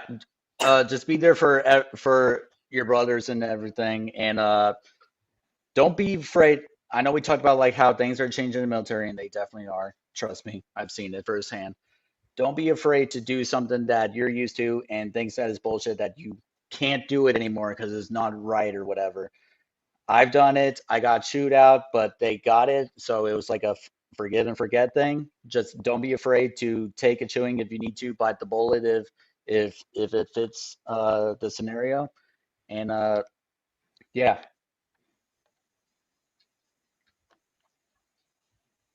All right. Cody, final parting words. What do you got? Well, boys, we talked about Elon and everything in between. But I'm gonna go with the theme here. Don't leave any of your brothers behind. All right. Some of us are a little bit guilty of it sometimes, where like, man, I should have just reached out when that dude had that hint of the telltale signs. So reach out, dude. Fucking make the effort, right? And keep your brother alive, keep your brother safe. One more thing while we're still live, I gotta say it, man. We lost a brother. We all lost a brother. Anyone who's ever been to NTC in the past 34 years, anyone who's been to NTC, they probably heard this guy's voice over the radio. We just lost a guy who has been a soldier as Op 4 and then civilian contractor forever. All right, Rodney Sheets, the Rod Father is what everyone called him. He just passed away last week, and I want everyone to know that if you're watching this and you know who the Rod Father is, just know that we named the Star Wars building after him, very deserving of it, and a beautiful man who's kept everyone for the last 3 decades trained in the Army. So shout out to Rod, man, Warrior 3 Chuck. If you guys ever listen to this, we love him and we miss him. All right. And I will say, listen, as I always say, I want to thank first and foremost all of the Patreon members and the channel members for supporting the show. Literally, there is no reason whatsoever to ever monetize the Weekend Warriors podcast because you are the ones that keep the show going. You are the ones that give us the freedom to talk freely and to talk real about the things that we're dealing with. We're all in this together. Don't ever forget that. You are not alone. We are all in this together. Do buddy checks, right? Check on your buddies. Make sure that your buddies are good. More often than not, I'm terrible at this. I don't reach out to people, and so don't be like me. All right, don't be like me. Reach out. Let your buddies know that you're thinking of them. Let them know that they're not on their own because we're not on our own. If you're looking for help and you're struggling, there are links in the bottom of every single video, every single podcast, everything we do. There are links. There's the 988 crisis line, the Veterans Crisis Line. There's DOD numbers. There are all the numbers and everything that you need down in the description. Please just reach out for help. That being said, I want to thank each and every one of our viewers and our listeners for sticking with us. This has been a fantastic episode of the Weekend Warriors. I've thoroughly enjoyed the conversation. I greatly appreciate everybody that joins me on stream for these sessions and also in the chats and everything else. Leave us a comment. Let us know what you think. And thank you again. So with that, we'll catch you on the next episode of the Weekend Warriors. I'm the Grouch. So long for next time. Yeah, later, fuckface. Later.